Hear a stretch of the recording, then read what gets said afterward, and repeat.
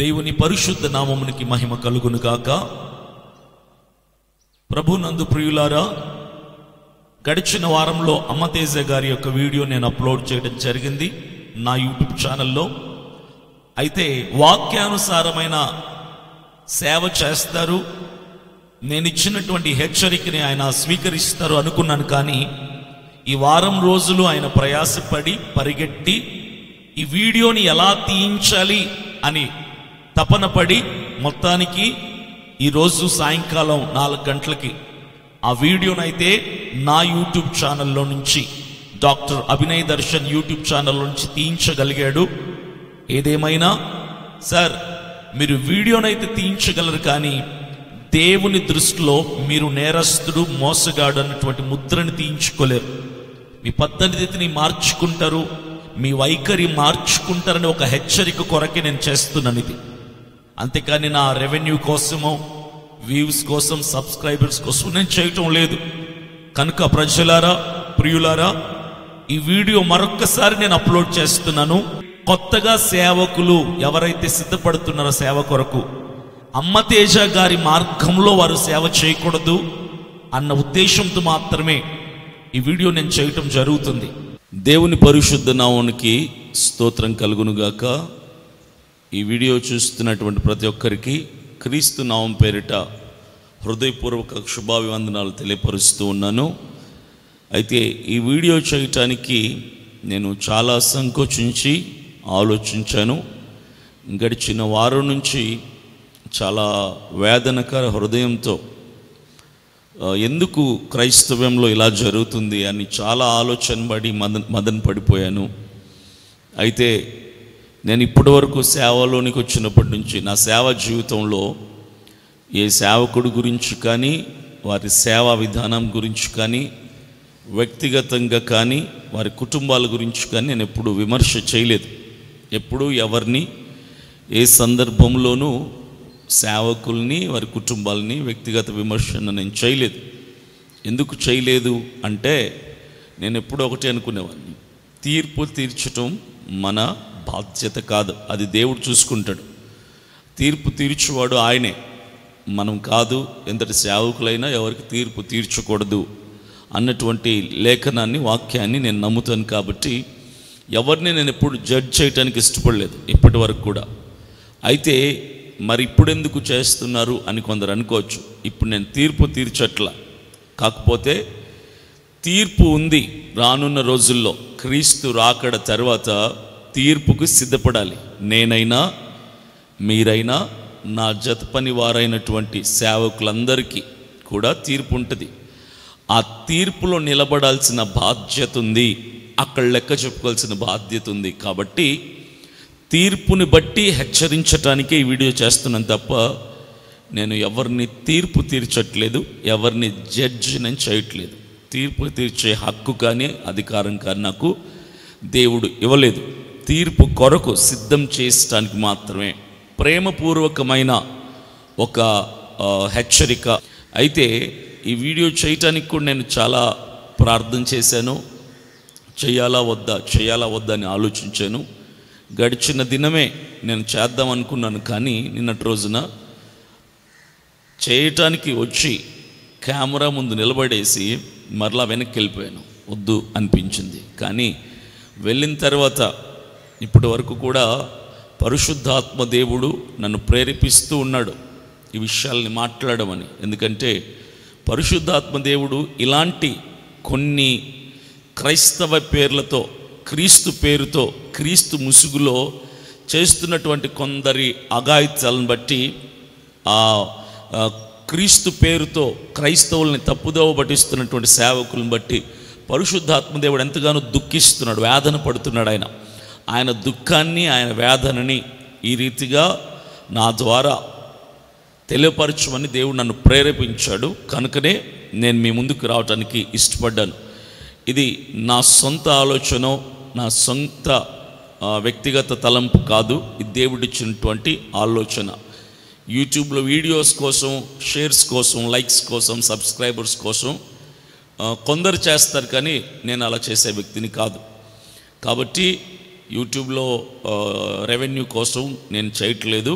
ఇది కేవలం ఒకరిని ఉద్దేశించి కాదు, క్రైస్తవ లోకంలో క్రీస్తు పేరిట, పరిశుద్ధ ఆత్మ పేరిట పరిశుద్ధ బైబిల్ గ్రంథం పట్టుకొని సమాజంలో ఎంతమంది అయితే బయలుదేరి క్రీస్తుని గూర్చినటువంటి విషయాల్ని పక్కన పెట్టి మరొక విషయాల మీద ఫోకస్ చేసి ముందుకెళ్తున్నారో వారందరినీ ఉద్దేశించి నేను మాట్లాడుతున్నటువంటి మాటలు. అయితే ప్రార్థన చేసుకొని ప్రారంభిద్దాం. ప్రార్థిస్తాను. మహాపరిశుద్ధుడా, కృపా సత్య సంపూర్ణుడైన దేవా, ఎవరైతే ఈ వీడియో చూస్తున్నారో వారందరిలో క్రైస్తవ్యత్వం గురించినటువంటి మంచి ఆలోచన కలుగు చేయండి.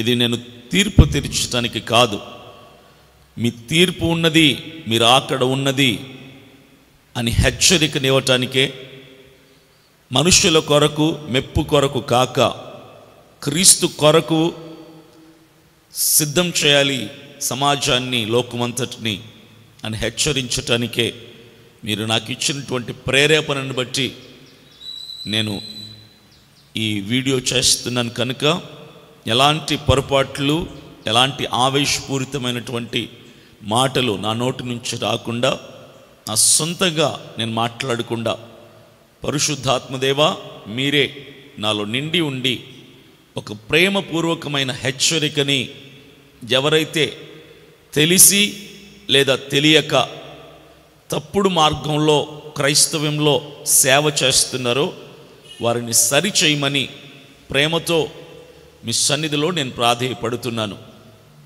ఈ హెచ్చరిక వారు ప్రేమపూర్వకముగా స్వీకరించినట్లుగా మీ సేవకుల్ని మీరు సిద్ధపరచండి. వారితో మీరు నేరుగా మాట్లాడండి.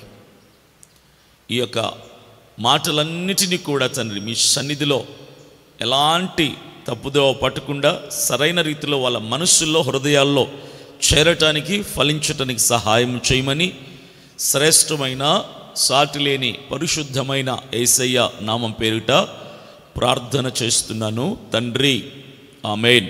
సేవకులలో కొంతమంది సేవకు వచ్చిన తర్వాత, సేవకు వచ్చిన ఆరంభ దినాల్లో ప్రతి సేవకుడు కొన్ని ఎథిక్స్తో వస్తాడు, కొన్ని నియమాలతో వస్తాడు.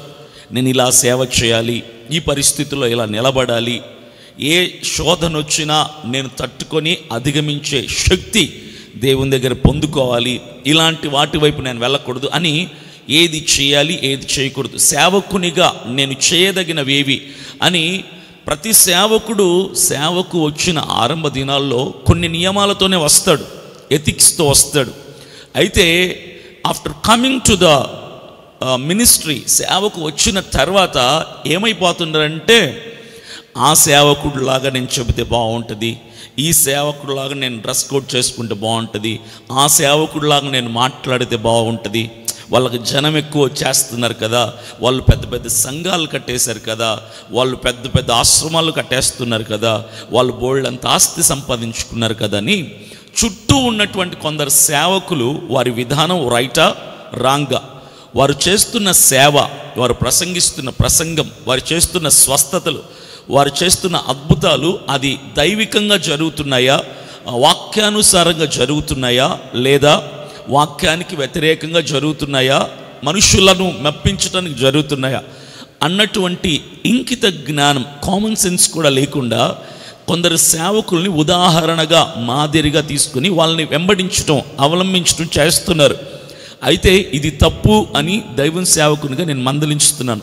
కారణం ఏంటి అంటే, నువ్వు మనుషుని వెంబడించకూడదు, సేవకుని వెంబడించకూడదు, దేవుని వాక్యాన్ని వెంబడించాలి. లోకంలో ఎవరు సేవ చేయాలన్నా, ఎవరు స్వార్థను ప్రకటించాలన్నా అందరికీ ఉన్నది ఒకే ఒక్క గ్రంథం, పరిశుద్ధ బైబిల్ గ్రంథం. ఈ పరిశుద్ధ బైబిల్ గ్రంథమే ఏ సేవకుడికైనా ఆధారం. ఈ పరిశుద్ధ బైబిల్ గ్రంథాన్ని ఆధారం చేసుకుని ఈరోజు నేనైనా, నా తోటి జతపని వారైనా మీరందరూ కూడా స్వార్థను ప్రకటించడానికి ఇష్టపడుతున్నారు. ఈ పరిశుద్ధ బైబిల్ గ్రంథమే మనందరికీ కూడా ఒక ఫార్ములా అనొచ్చు, ఒక ప్యాటర్న్ అనొచ్చు. ఏ సేవ ఎలా నడిపించాలి, సేవని ఎలా ప్రజల్లోనికి తీసుకెళ్ళాలి, స్వార్థ ఎలా విస్తరింపచేయాలి, ఎవరికి సువార్త ప్రకటించాలి, సంఘం అంటే ఏంటి, సేవ అంటే ఏంటి, పరిశుద్ధాత్మ అంటే ఏంటి, వరములంటే ఏంటి, ఆత్మ ఫలం అంటే ఏంటి, అభిషేకం అంటే ఏంటి, ఇవన్నిటికీ ఆధారం పరిశుద్ధ బైబిల్ గ్రంథమే. మీరైనా నేనైనా ప్రకటించేది పరిశుద్ధ బైబిల్ గ్రంథమే. కానీ ప్రకటించే విషయానికి వచ్చేసరికి, సేవా విషయానికి వచ్చేసరికి ఒక్కొక్కరు ఒక్కొక్క విధంగా వెళ్ళిపోతున్నారు. ఏ విధంగా వెళ్ళిపోయినా రక్షణ మార్గం వైపు ప్రజల్ని నడిపించి క్రీస్తు రాజ్యం కొరకు, ఆ నిత్య జీవం కొరకు ఆత్మల్ని సిద్ధం చేస్తే మంచిదే. నేను ఆనందిస్తాను, నేను సంతోషిస్తాను.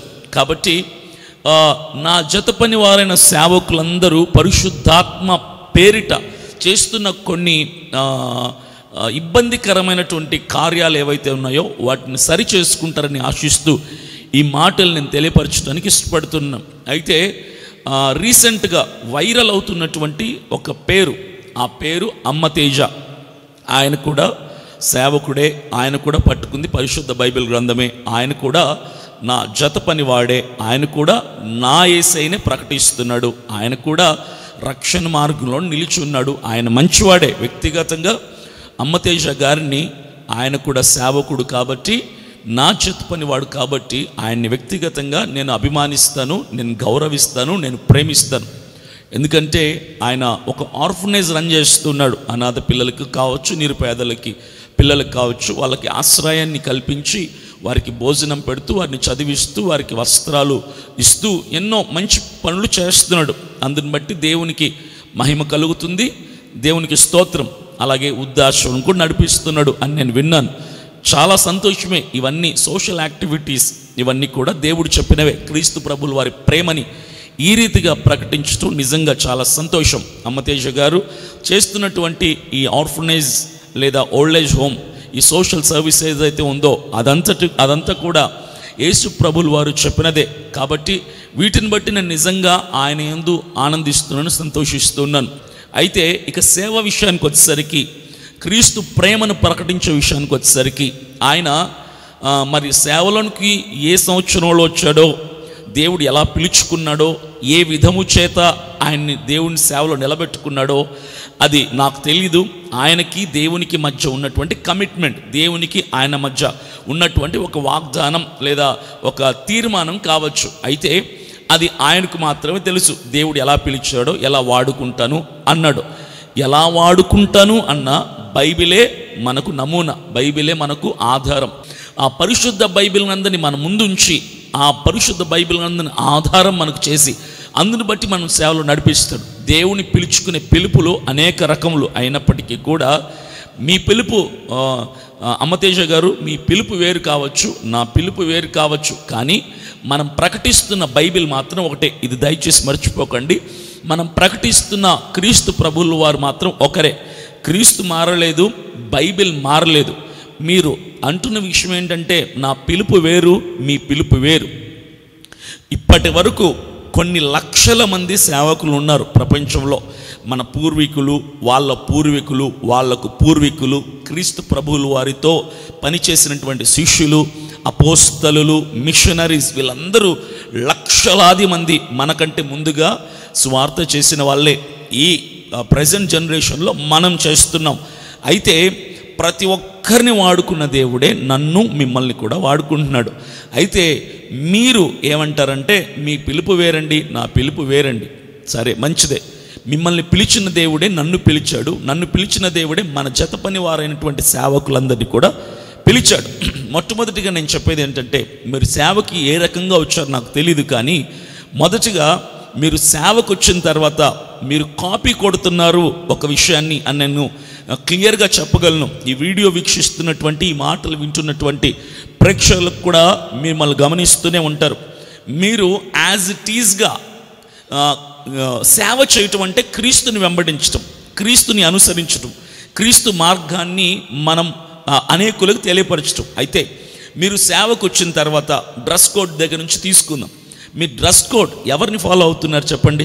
బెల్లంపల్లి ప్రవీణ్ కుమార్ గారు, షారోన్ గారు, ఆ దంపతుల్ని మీరు వెంబడిస్తున్నారు. డ్రెస్ కోడ్లో వైట్ షర్ట్, ఎప్పుడు కూడా వైట్ షర్ట్, కింద క్రీమ్ కలర్ ప్యాంటో లేదా బ్లాక్ ప్యాంటో, ఇది ఫాలో అవుతున్నారు. రెండవది గడ్డం పెంచుకోవడం, మీసం పెంచుకోవడం లైట్గా.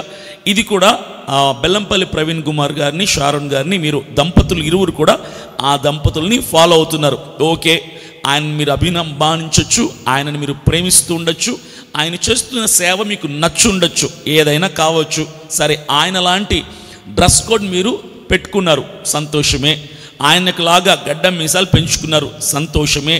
ఇంకోటి మూడో విషయం మీరు కాపీ కొడుతుంది ఏంటి, బెల్లంపల్లి ప్రవీణ్ కుమార్ గారు, వారి సతీమణి షారోన్ గారు, వాళ్ళు వాళ్ళ సంఘంలో కావచ్చు, వాళ్ళ పరిచారకుల ద్వారా కావచ్చు, వాళ్ళ సభలకు వెళ్తున్నటువంటి వారి ద్వారా కావచ్చు, వాళ్ళు మమ్మీ డాడీ అని పిలిపించుకుంటారు. మమ్మీ డాడీ అని పిలిపించుకుంటారు.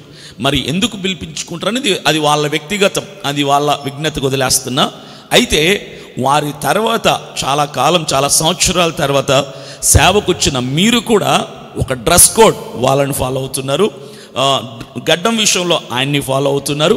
మరి మమ్మీ డాడీ అని కూడా మీరు పిలిపించుకుంటున్నారు. మీ వయసు చాలా చిన్నది, ఆల్మోస్ట్ మీకు నాకు సేమ్ వయసే ఉంటుంది. మీరు చిన్న చిన్న పిల్లలున్న మీరు, మీ వయసే చిన్నది, మీరు అనేకుల ద్వారా పండు ముసలోడు వచ్చినా మిమ్మల్ని మమ్మీ డాడీ అని పిలవాలి. సీనియర్ సిటిజన్స్ వచ్చినా మిమ్మల్ని మమ్మీ డాడీ అని పిలవాలి.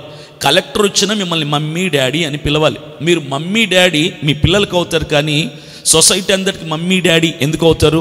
పోనీ ఇది దేవుడు చెప్పాడా, లేదా బెల్లంపల్లి ప్రవీణ్ గారు నచ్చి మీరు ఫాలో అవుతున్నారా? ఇవన్నీ కూడా మీరు కాపీ కొట్టినటువంటి విషయాలే. ఇది ఈ పిలుపు వేరు అన్నప్పుడు మరి ఆయన పిలుపుని మీరు ఎందుకు ఫాలో అవుతున్నారు? ఇది నేను అడుగుతున్నటువంటి ప్రశ్న. ఇది ఫిజికల్గా మీరు వ్యక్తిగతంగా ఇది ఎవరికి నష్టం కాదు.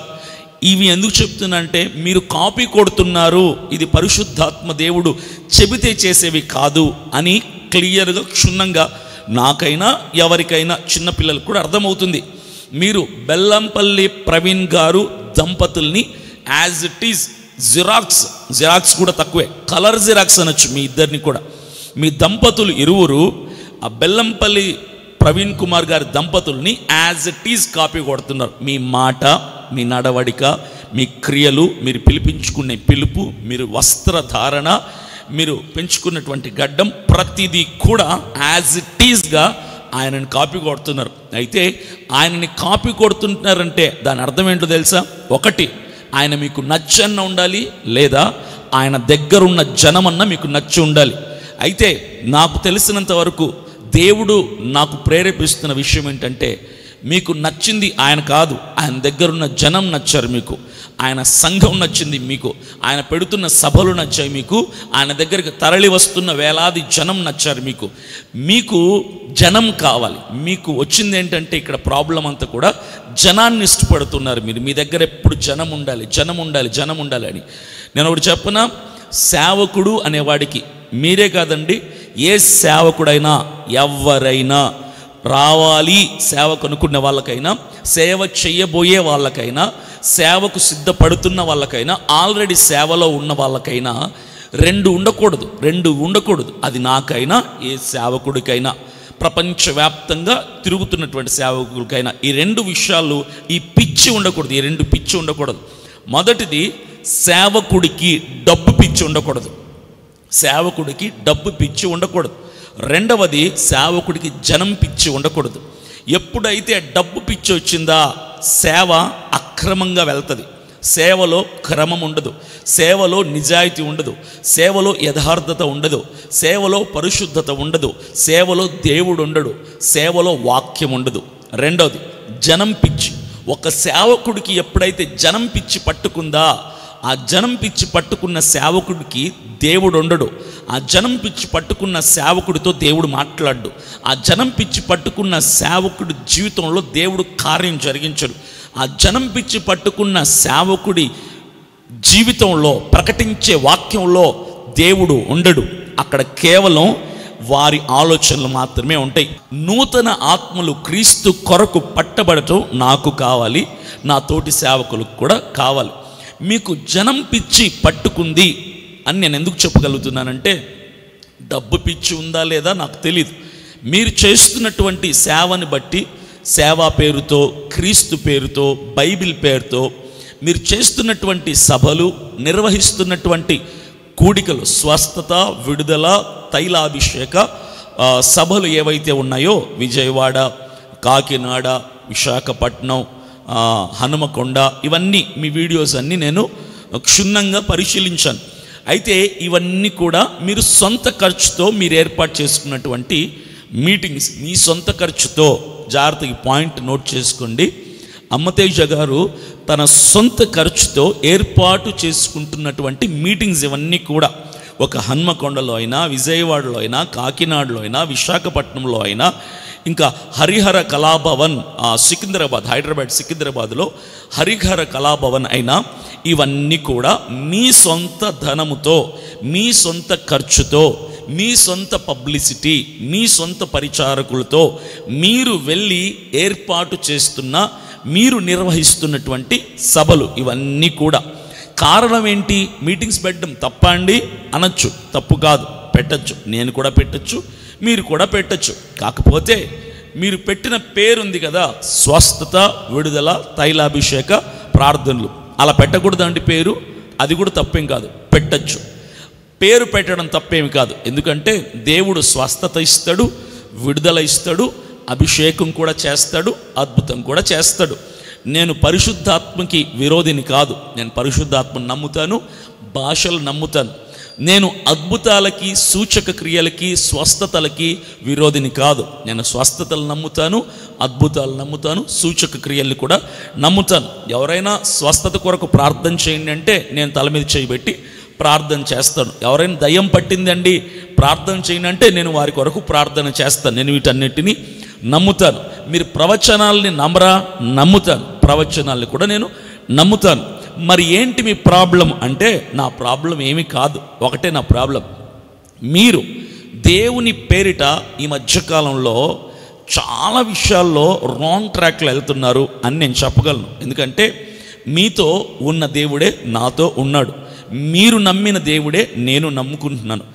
మిమ్మల్ని ప్రేరేపిస్తూ మీ ద్వారా అద్భుతాలు చేస్తున్నాడని మీరు నమ్ముతున్న పరిశుద్ధాత్ముడే నాలో కూడా ఉన్నాడు. ఆయన ఎవరిని కూడా డిఫరెంట్ కైండ్స్ ఆఫ్ లవ్స్తో ప్రేమించడు. ఆయన సమాంతరమైన ప్రేమతో ప్రతి ఒక్కడిని, ప్రతి వ్యక్తిని, ప్రతి క్రైస్తవుని, ప్రతి సేవకుడిని ప్రేమిస్తాడు. ఆయన అందరినీ ఒకటే రీతిగా ప్రేమిస్తాడు. అయితే పరిశుద్ధాత్మ దేవుడే ఈరోజు నా ద్వారా మాట్లాడుతున్నటువంటి విషయం ఇది. మీరు సొంత ఖర్చుతో సభలు పెట్టుకోవడానికి కారణం ఏంటో నాకు తెలియదు. మొత్తానికైతే పెడుతున్నారు స్వస్థత, విడుదల, తైలాభిషేక ప్రార్థనలు. ఈ ప్రార్థనలకి జనాలు ఎలా వస్తున్నారు? పెద్ద విషయమేం కాదు, నేను పెట్టినా వస్తారు. ఎందుకు చెప్తున్నానంటే పెట్టి చూడండి అని మీరు అనొచ్చు. మీకంటే ముందే నేను చేశాను అవన్నీ కూడా. నేను సేవకు వచ్చిన ఆరంభ దినాల్లో నా వీడియోస్ ఉంటాయి, కొన్ని మీకు పంపిస్తాను, మీరు యూట్యూబ్లో చూడొచ్చు. వచ్చిన ఆరంభ దినాల్లో 2019వ సంవత్సరంలో నేను బళ్ళారిలో నా సొంత ఖర్చుతో, అప్పుడు నేను ఎవరికి పరిచయం లేదు, యూట్యూబ్లో కూడా నా వాక్యాలు అప్పటికేం లేవు, నా సొంత ఖర్చుతో ఆ మీటింగ్కి 6 లక్షలు ఖర్చు పెట్టి బళ్ళారిలో టౌన్లో ఘనంగా మీటింగ్ పెట్టాం. కర్ణాటకలో జనము విపరీతంగా కోకొల్లలుగా వచ్చారు. ఆటోల్లో, ట్రాక్టర్లలో, కార్లలో, బైకుల్లో. ఎవ్వరికీ మేము డబ్బులు ఇవ్వాల, జనానికి కానీ పాస్టర్లకు కానీ, స్వతహాగా వాళ్ళకే వాళ్ళే వచ్చారు. అద్భుత రీతిగా దేవుడు మీటింగ్ని జరిగించాడు. దాని తర్వాత నా సొంత ఖర్చుతోనే నంద్యాలలో, కర్నూలు దగ్గర ఉన్న నంద్యాలలో మరొక మీటింగ్ పెట్టాం. అయితే అక్కడ కూడా 6 లక్షలు ఖర్చు అయింది ఆ మీటింగ్కి. అయితే ఆ మీటింగ్కి కూడా దాదాపుగా 6,000 మందికి పైగా జనం వచ్చారు, విపరీతమైన జనం. అప్పటికి నా పేరు ఎక్కడా తెలీదు, నా వీడియోస్ ఏవి యూట్యూబ్లో లేవు, నేను ఫేస్బుక్లో కూడా ఇంకా వీడియోస్ ఏవి చేయట్లా. నేను సినిమా విడిచిపెట్టి వచ్చినటువంటి తొలి దినాల్లో నాకు ఫేమ వలన ఒక ఆశ ఉండేది. అప్పుడు ఉండేది, ఇప్పుడు లేదు. ఉండేది కాబట్టి అప్పు చేసి, ఇబ్బంది పడి, వడ్డీలకి డబ్బు తెచ్చి, బ్యాంక్ లోన్స్ తీసుకొని, ఇవన్నీ చేసి నేను కూడా ఒక 2 మీటింగ్లు పెట్టాను. 2 మీటింగ్లకు నాకు అయిన ఖర్చు 12 లక్షలు. ఒక్కో మీటింగ్కి 6 లక్షలు. జనం రాలేదా? విపరీతమైన జనం వచ్చారు, వేల మంది జనం వచ్చారు. మరి ఆ జనం పిచ్చితో నేను చేయలా, ఫేమస్ అవ్వాలని పిచ్చితో చేశా. సేవకుడికి ఇది ఉండకూడదు. అయితే తొలి దినాల్లో వచ్చాను కదా, అప్పుడప్పుడే సేవలో ఏదో చేయాలి గెంతుతూ ఉన్నా మీటింగ్లు పెట్టాను. జనం విపరీతంగా తరలి వచ్చారు. ఈరోజు పెట్టినా కూడా, ఈరోజు పెడితే ఇంకా జనం ఎక్కువ వస్తారు. అయితే మీరు పెడుతుంది ఇండోర్ అవుట్డోర్ మీటింగ్స్, నేను అప్పుడు అవుట్డోర్ మీటింగ్స్ మాత్రం పెట్టాను. మీటింగ్స్ పెట్టడం కూడా తప్పు కాదు, పెట్టచ్చు. కానీ మీటింగ్స్లో మనం చేసే ప్రసంగం ఏదైతే ఉందో, పరిశుద్ధాత్మ పేరిట మనం చేసే కార్యాలు ఏవైతే ఉన్నాయో అవి నిజంగా దేవుడే చేస్తున్నాడా లేదా మనం చేస్తున్నామా అనేది మీరు ఆలోచించుకోండి. అమ్మతేజ గారు, మీరు ఆలోచించుకోండి.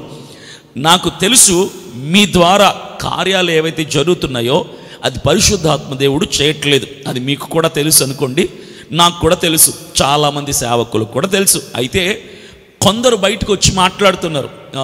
విజయప్రసాద్ రెడ్డి గారు లాంటి వాళ్ళు కొందరు మాట్లాడుతున్నారు. ఆయన చాలా చక్కగా మిమ్మల్ని హెచ్చరించారు, ఆయన చక్కగా ప్రేమతో మిమ్మల్ని మందలించారు.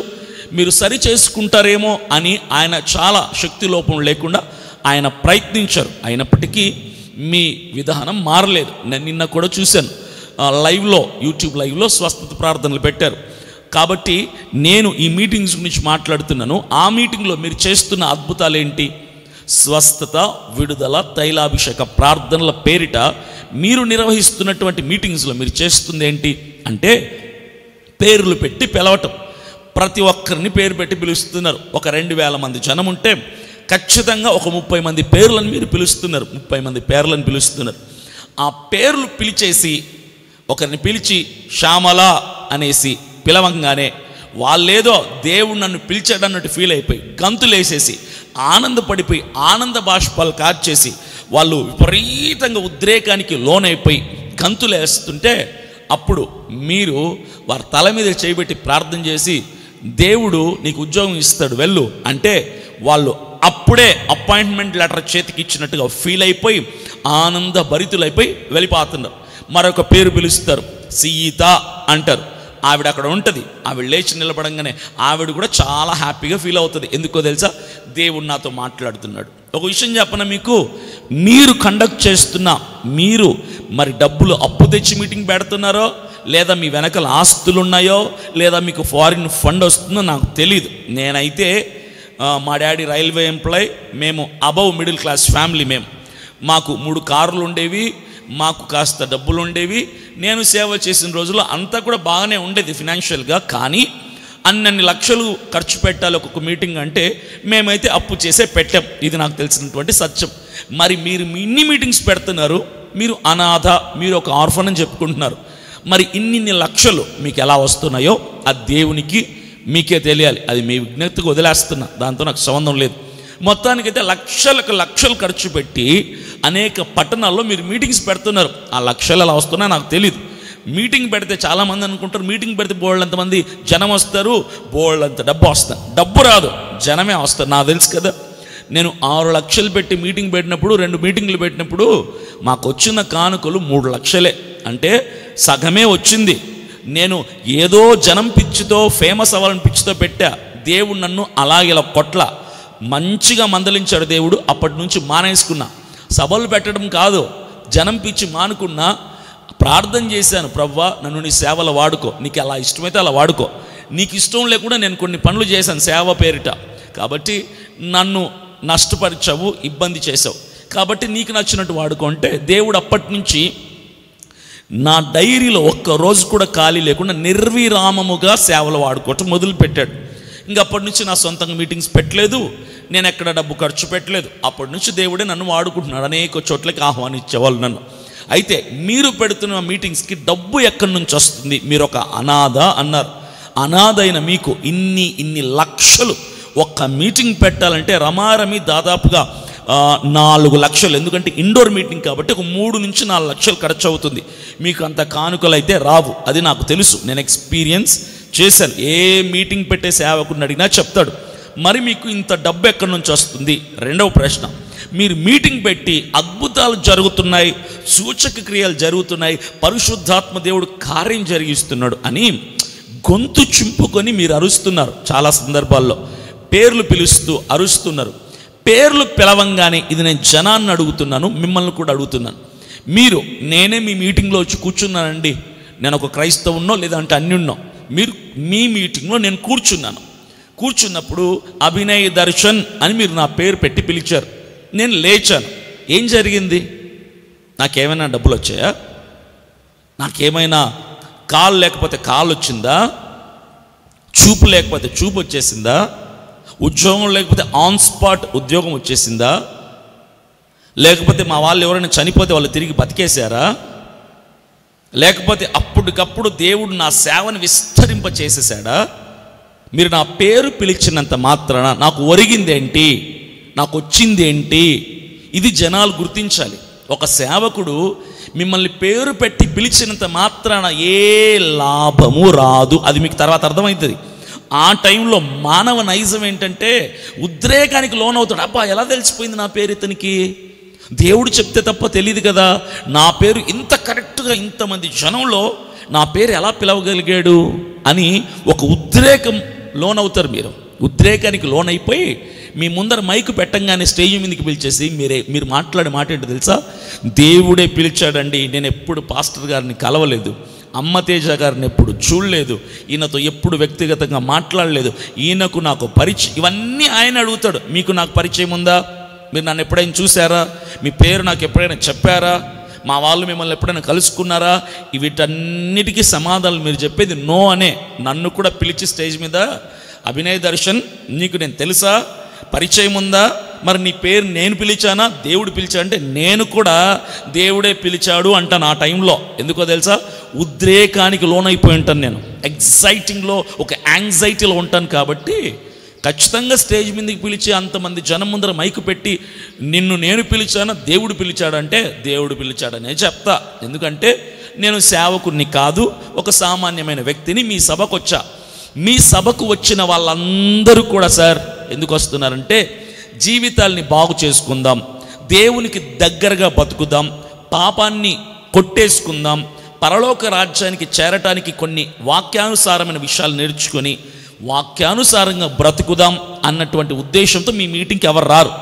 ఇది మీకు కూడా తెలుసు. ఎందుకంటే మీ మీటింగ్కి మీరందరినీ పిలిచేది దేనికంటే అద్భుతాలు చేస్తాను రండి, పేరు పెట్టి పిలుస్తాము రండి.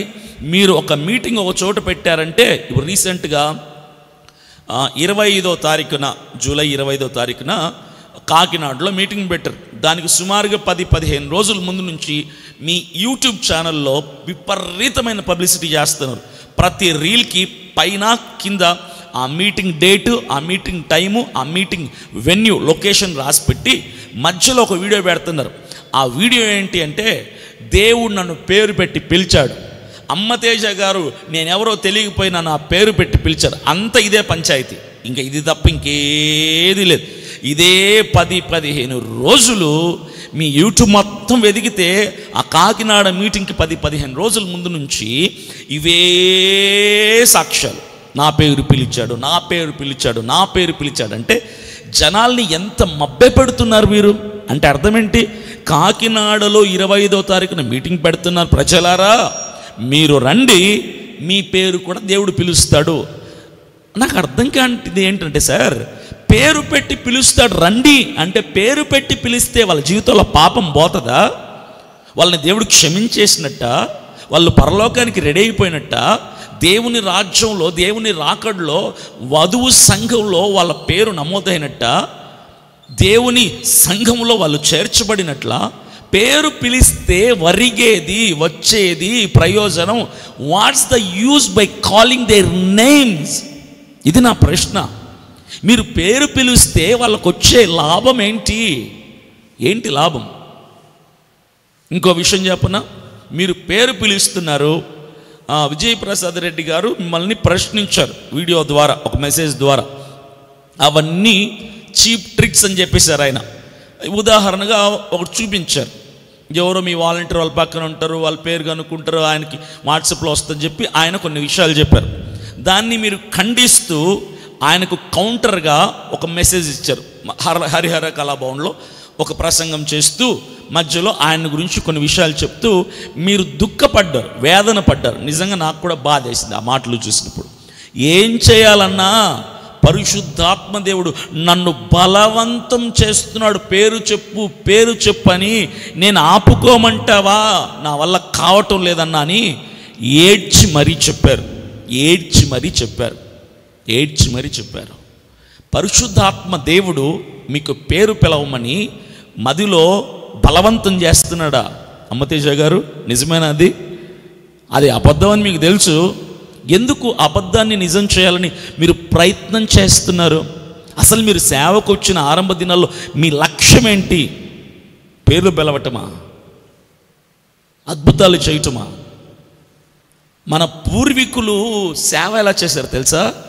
మన పూర్వీకులు, ఈరోజు మనం బైబిల్ పట్టుకోవడానికి గల కారణం మన పూర్వీకులు చేసినటువంటి సేవ, వారు చేసిన ప్రసంగాలు, వారు వేసినటువంటి మార్గం, వారు చూపినటువంటి మాదిరి. ఒక మిషనరీస్, క్రీస్తు శిష్యుల వరకు, అపోస్తలుల వరకు కూడా నేను వెళ్ళను. మిషనరీస్ ఎలా చేశారండి సేవ? మీకు తెలీదా? కొట్టండి యూట్యూబ్లో. మిషనరీస్ ఎలా చేశారు సేవ? వాళ్ళ దేశాలను వదిలిపెట్టి, వాళ్ళ భార్య బిడ్డలను వదిలిపెట్టి, ఆస్తుల్ని, సర్టిఫికెట్లను వదిలిపెట్టి, పేరు ప్రఖ్యాతను విడిచిపెట్టి, ఎక్కడో లండన్ నుంచి, అమెరికా నుంచి, ఆస్ట్రేలియా నుంచి, జర్మనీ నుంచి, ఎక్కడెక్కడి నుంచో విదేశాల నుంచి మన భారతదేశానికి వచ్చి క్రీస్తు కొరకు చచ్చిపోయారోళ్ళు. పేర్లు పెట్టి పిలవలా సార్. అమ్మతేజ గారు వినండి, మన పూర్వీకులు మిషనరీస్ ఎవరైతే ఉన్నారో పేర్లు పిలుస్తాం రండమ్మా అని చీప్ ట్రిక్స్ ప్లే చేయలా మీకులాగా. వాళ్ళు ఏం చేశారు తెలుసా? వాళ్ళ ప్రాణాలు దారిపోసారు యేసయ్య కొరకు. ఈరోజు భారతదేశంలో ఇన్ని హాస్పిటల్స్, ఈరోజు ఎడ్యుకేషనల్ ఇన్స్టిట్యూషన్స్, మానవునికి ఒక నైతికత నేర్పించింది మిషనరీస్ అండి. కుష్టి వాళ్ళకి సేవ చేస్తూ, అనాగరికతలో ఉన్నటువంటి వారికి నాగరికత నేర్పిస్తూ, క్రీస్తు ప్రేమని క్రియల ద్వారా ప్రకటించి, రాళ్ళ దెబ్బలు తిని చచ్చిపోయిన మిషనరీస్ని చూసి ఏం నేర్చుకున్నారు సార్ మీరు? పేర్లు పెట్టి పిలవటం నేర్చుకున్నారా? ఒక్కసారి మిషనరీస్ జీవితాలను చూడండి. కొన్ని లక్షల మంది వాళ్ళు ఎందుకు దేశాలను విడిచిపెట్టి వచ్చారు? అసలు మీ దృష్టిలో సేవ అంటే ఏంటి సార్? పేర్లు పెట్టి పిలవటమా సేవ? లక్షలు పెట్టి మీటింగ్స్ పెట్టడం ఆ సేవ? ఇది కాదు కదా సేవ విధానం అంటే. ఎందుకు సార్ ప్రజల్ని తప్పుదావలో పట్టిస్తున్నారు? మీ మీటింగ్కి వచ్చిన వాళ్ళని ఇంటర్వ్యూ చేస్తే వాళ్ళు చెబుతున్నటువంటి సాక్ష్యాలు, కొందరు ఆ సాక్ష్యాలు అర్థమైపోతుంది మీరు చేస్తున్న జిమ్మిక్స్ అన్నీ కూడా. పక్కనొకరిని కూర్చోపెట్టి పేరు చెప్పించుకుంటున్నారు కాదా? కాదు. అలాంటివి 1,00,000 మార్గాలు ఉంటాయి.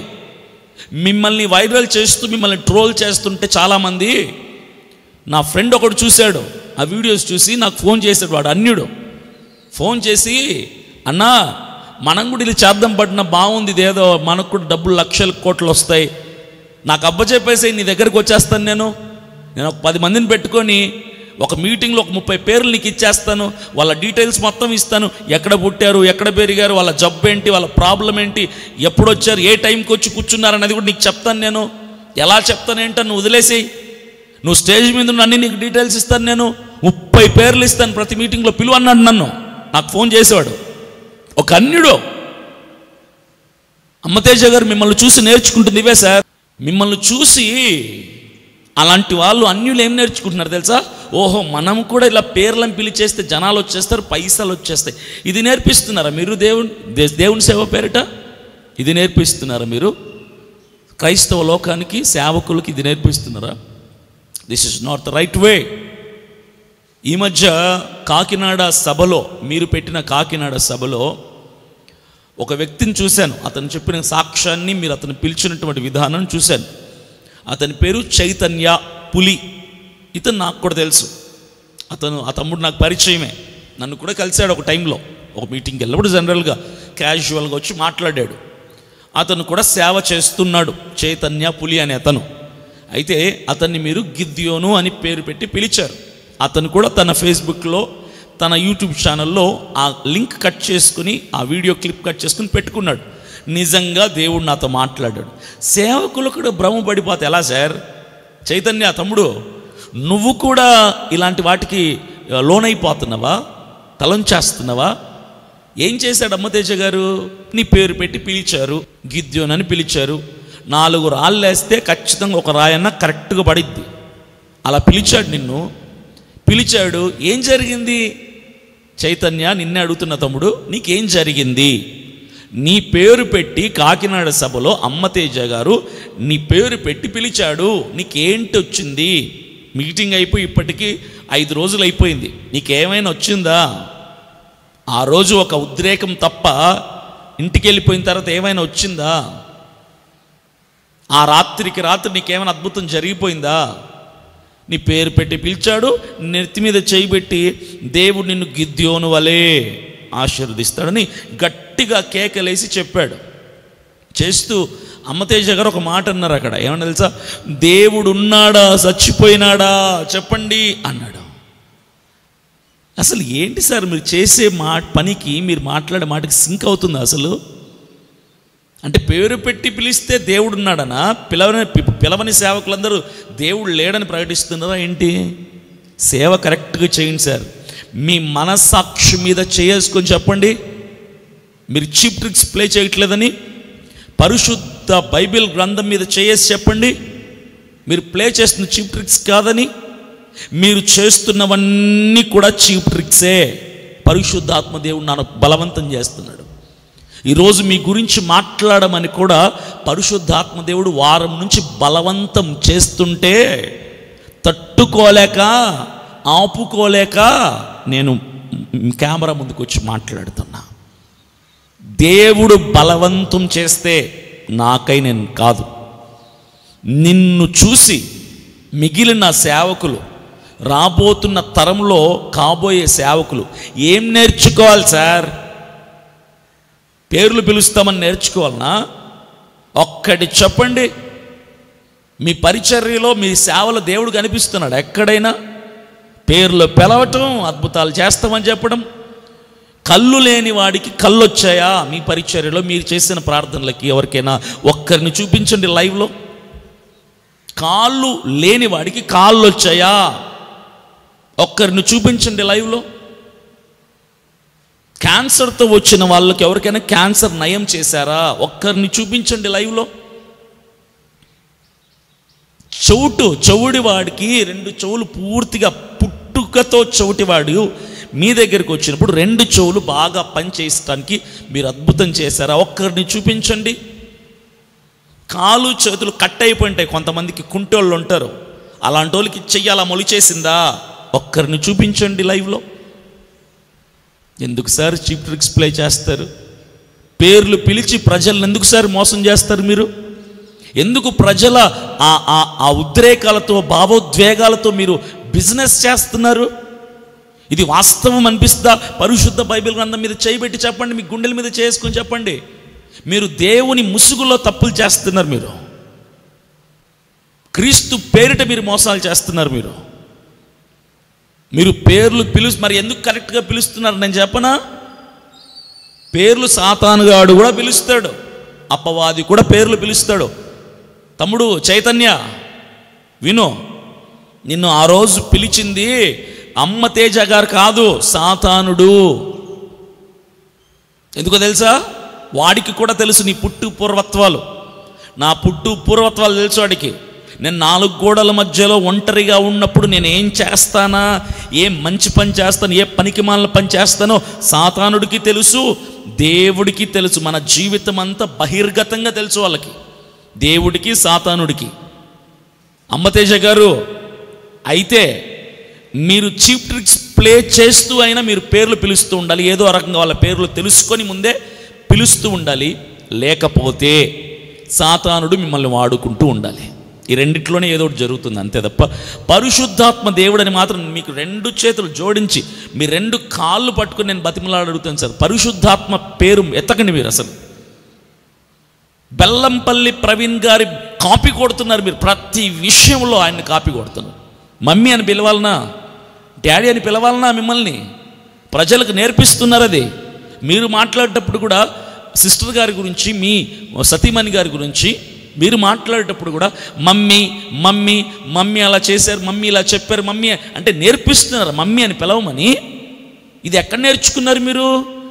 బెల్లంపల్లి గారి దంపతులను చూసి కాదా మీరు కాపీ కొడుతుంది? ఒక డ్రస్సు కాపీ, గడ్డం కాపీ, భాష కాపీ, విధానం కాపీ, పేర్లు పెట్టే పిలవడం కాపీ, స్వస్థతల అద్భుతాలు పేరట సభలు పెట్టడం కాపీ. నేను ఒక్క ప్రశ్న అడుగుతున్నాను అమ్మతేజ గారిని, నిజంగా మీలో ఉన్నది పరిశుద్ధాత్మ దేవుడే అయితే ఎందుకు సార్ మీరు ఆహ్వానించబడిన చోట పేర్లు పెట్టి పిలవటం లేదు? మీకు గుర్తుందో లేదో, గడిచిన సంవత్సరం అమ్మతేజ గారు, మీరు, నేను ఒక సభలో వాడబడ్డాం.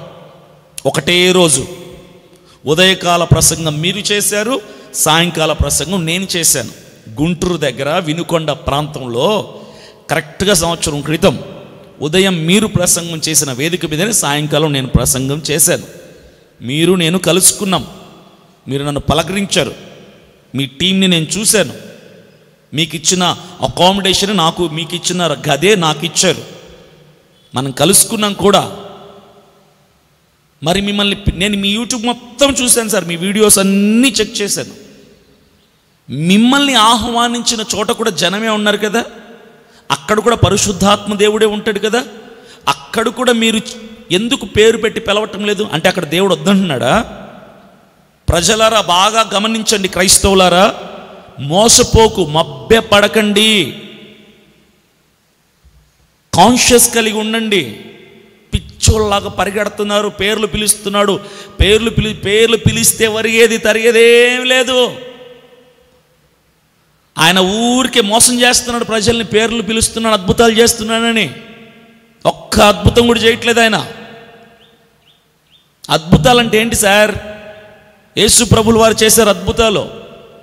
బెతెస్దా కోనేటి దగ్గర 38 సంవత్సరాల నుంచి కుక్క కూడా పట్టించుకొని ఒక వ్యక్తి పశ్చాత్తాపం చేత, పక్షవాయువు చేత అక్కడ పడి ఉంటే కోనేటి పక్కన 38 సంవత్సరాలు paralysed, 38 years of paralyzed person, 38 సంవత్సరాల పక్షవాయువు కలిగినటువంటి ఒక వ్యక్తి అక్కడ పడి ఉంటే ఎవ్వరు పట్టించుకోకుండా క్రీస్తు ప్రభులు వారు అక్కడికి వెళ్ళి స్వస్థపరిచాడు అతన్ని.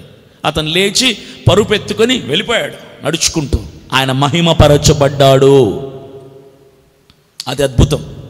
మీరు చేస్తున్నారంట అద్భుతాలు. ఎరుకో పట్టణం మార్గం గుండా వెళ్తుంటే ఒక పుట్టుగుడ్డివాడు, దాదాపుగా 36 సంవత్సరాలు ఉంటాయి అతనికి.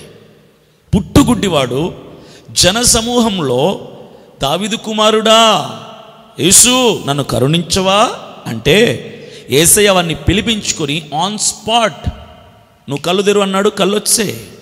అది అద్భుతం అంటే, స్వస్థత అంటే అలాగుంటుంది.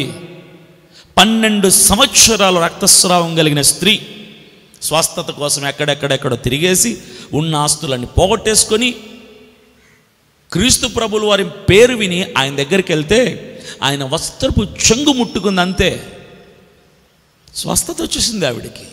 జనం సమూహంలో, వేలాది మంది జనం మధ్యలో స్వస్థత వచ్చేసింది సార్. ఇవి సార్ స్వస్థతలు అంటే, ఇవి సార్ అద్భుతాలంటే. అంతే తప్ప నడుము నొప్పి, కడుపు నొప్పి బాగైంది, తలకాయ నొప్పి బాగైంది, జ్వరం బాగైంది, అవేనా స్వస్థతలు? ఏ దేవుడు అంత పనికిమాల చిన్న చిన్న జబ్బులనే బాగు చేస్తాడా? పెద్ద జబ్బులు నయం చేయడా? మీరు ఏం చేస్తున్నారు సార్?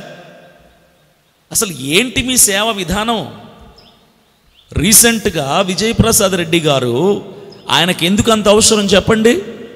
మీరు రాంగ్ ట్రాక్లో ఉన్నారు, కొన్ని మంచి విషయాలని ప్రేమపూర్వకంగా హెచ్చరికతో చెబితే అలాగైనా వాక్యానుసారమైన పద్ధతిలోనికి, విధానంలోనికి సరిచేయబడి నిలబడతారన్న ఉద్దేశంతో మీరు కాకినాడకు వస్తే ఆయన తన కుటుంబంతో మీ దగ్గరికి వచ్చాడు, మిమ్మల్ని కలవటానికి, మీతో మాట్లాడాడు.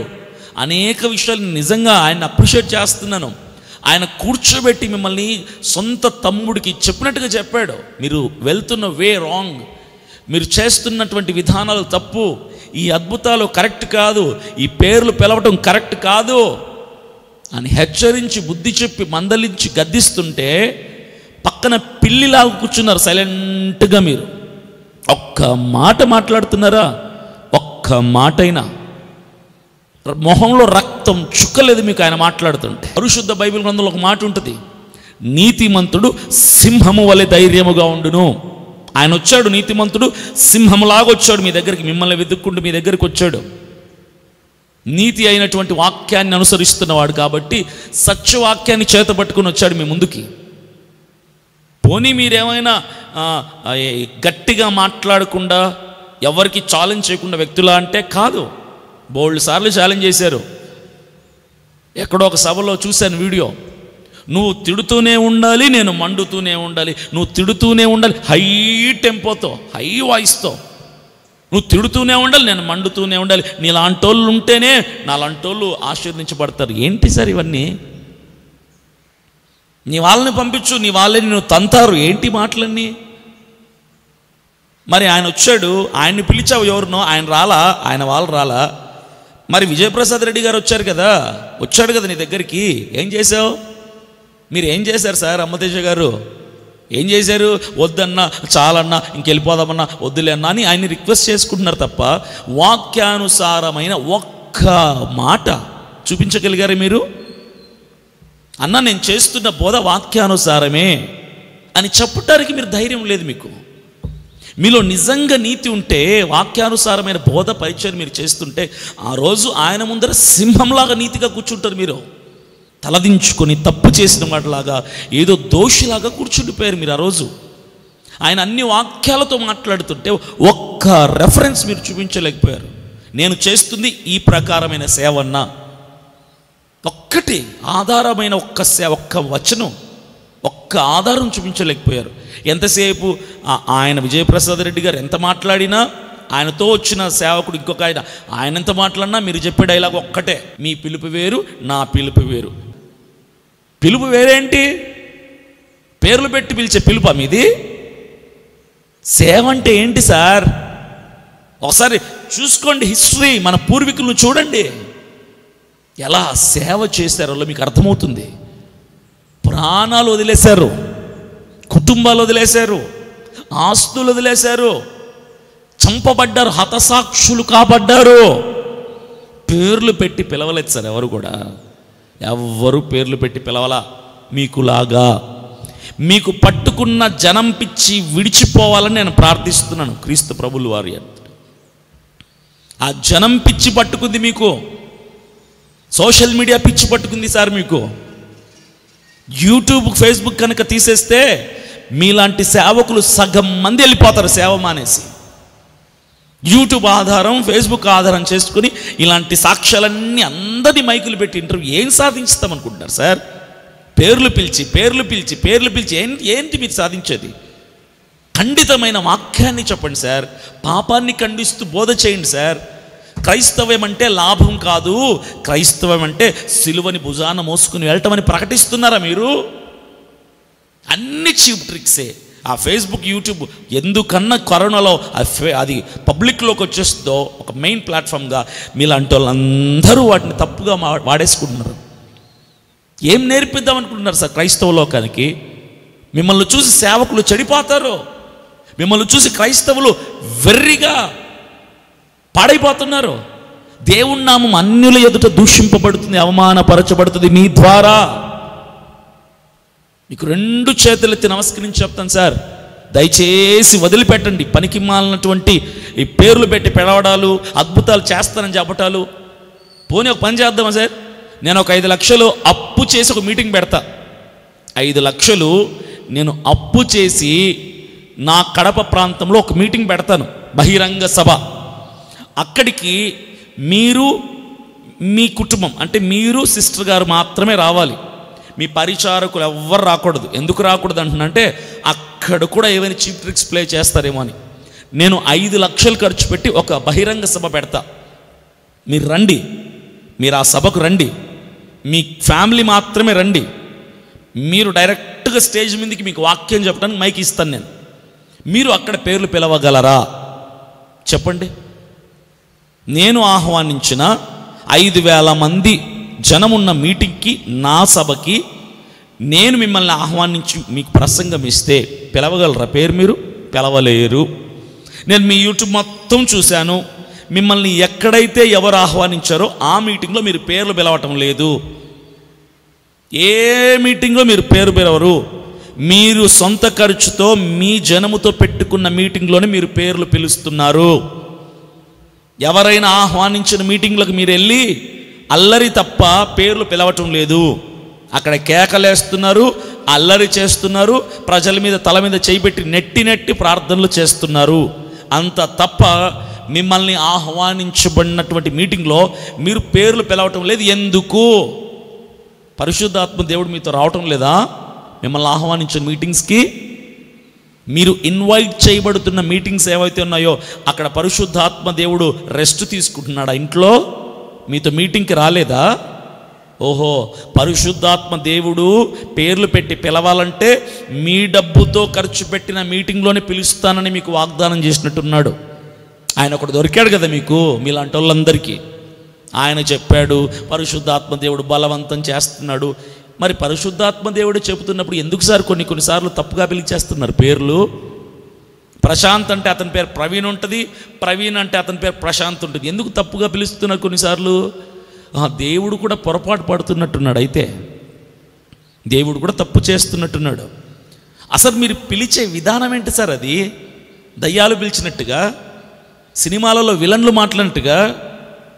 అసలు మీ వీడియోలు చూస్తే నాకు నవ్వు వస్తుంది. ప్రజలు ఎలా నమ్ముతున్నారు ఈ అమ్మతేజ గారిని అని.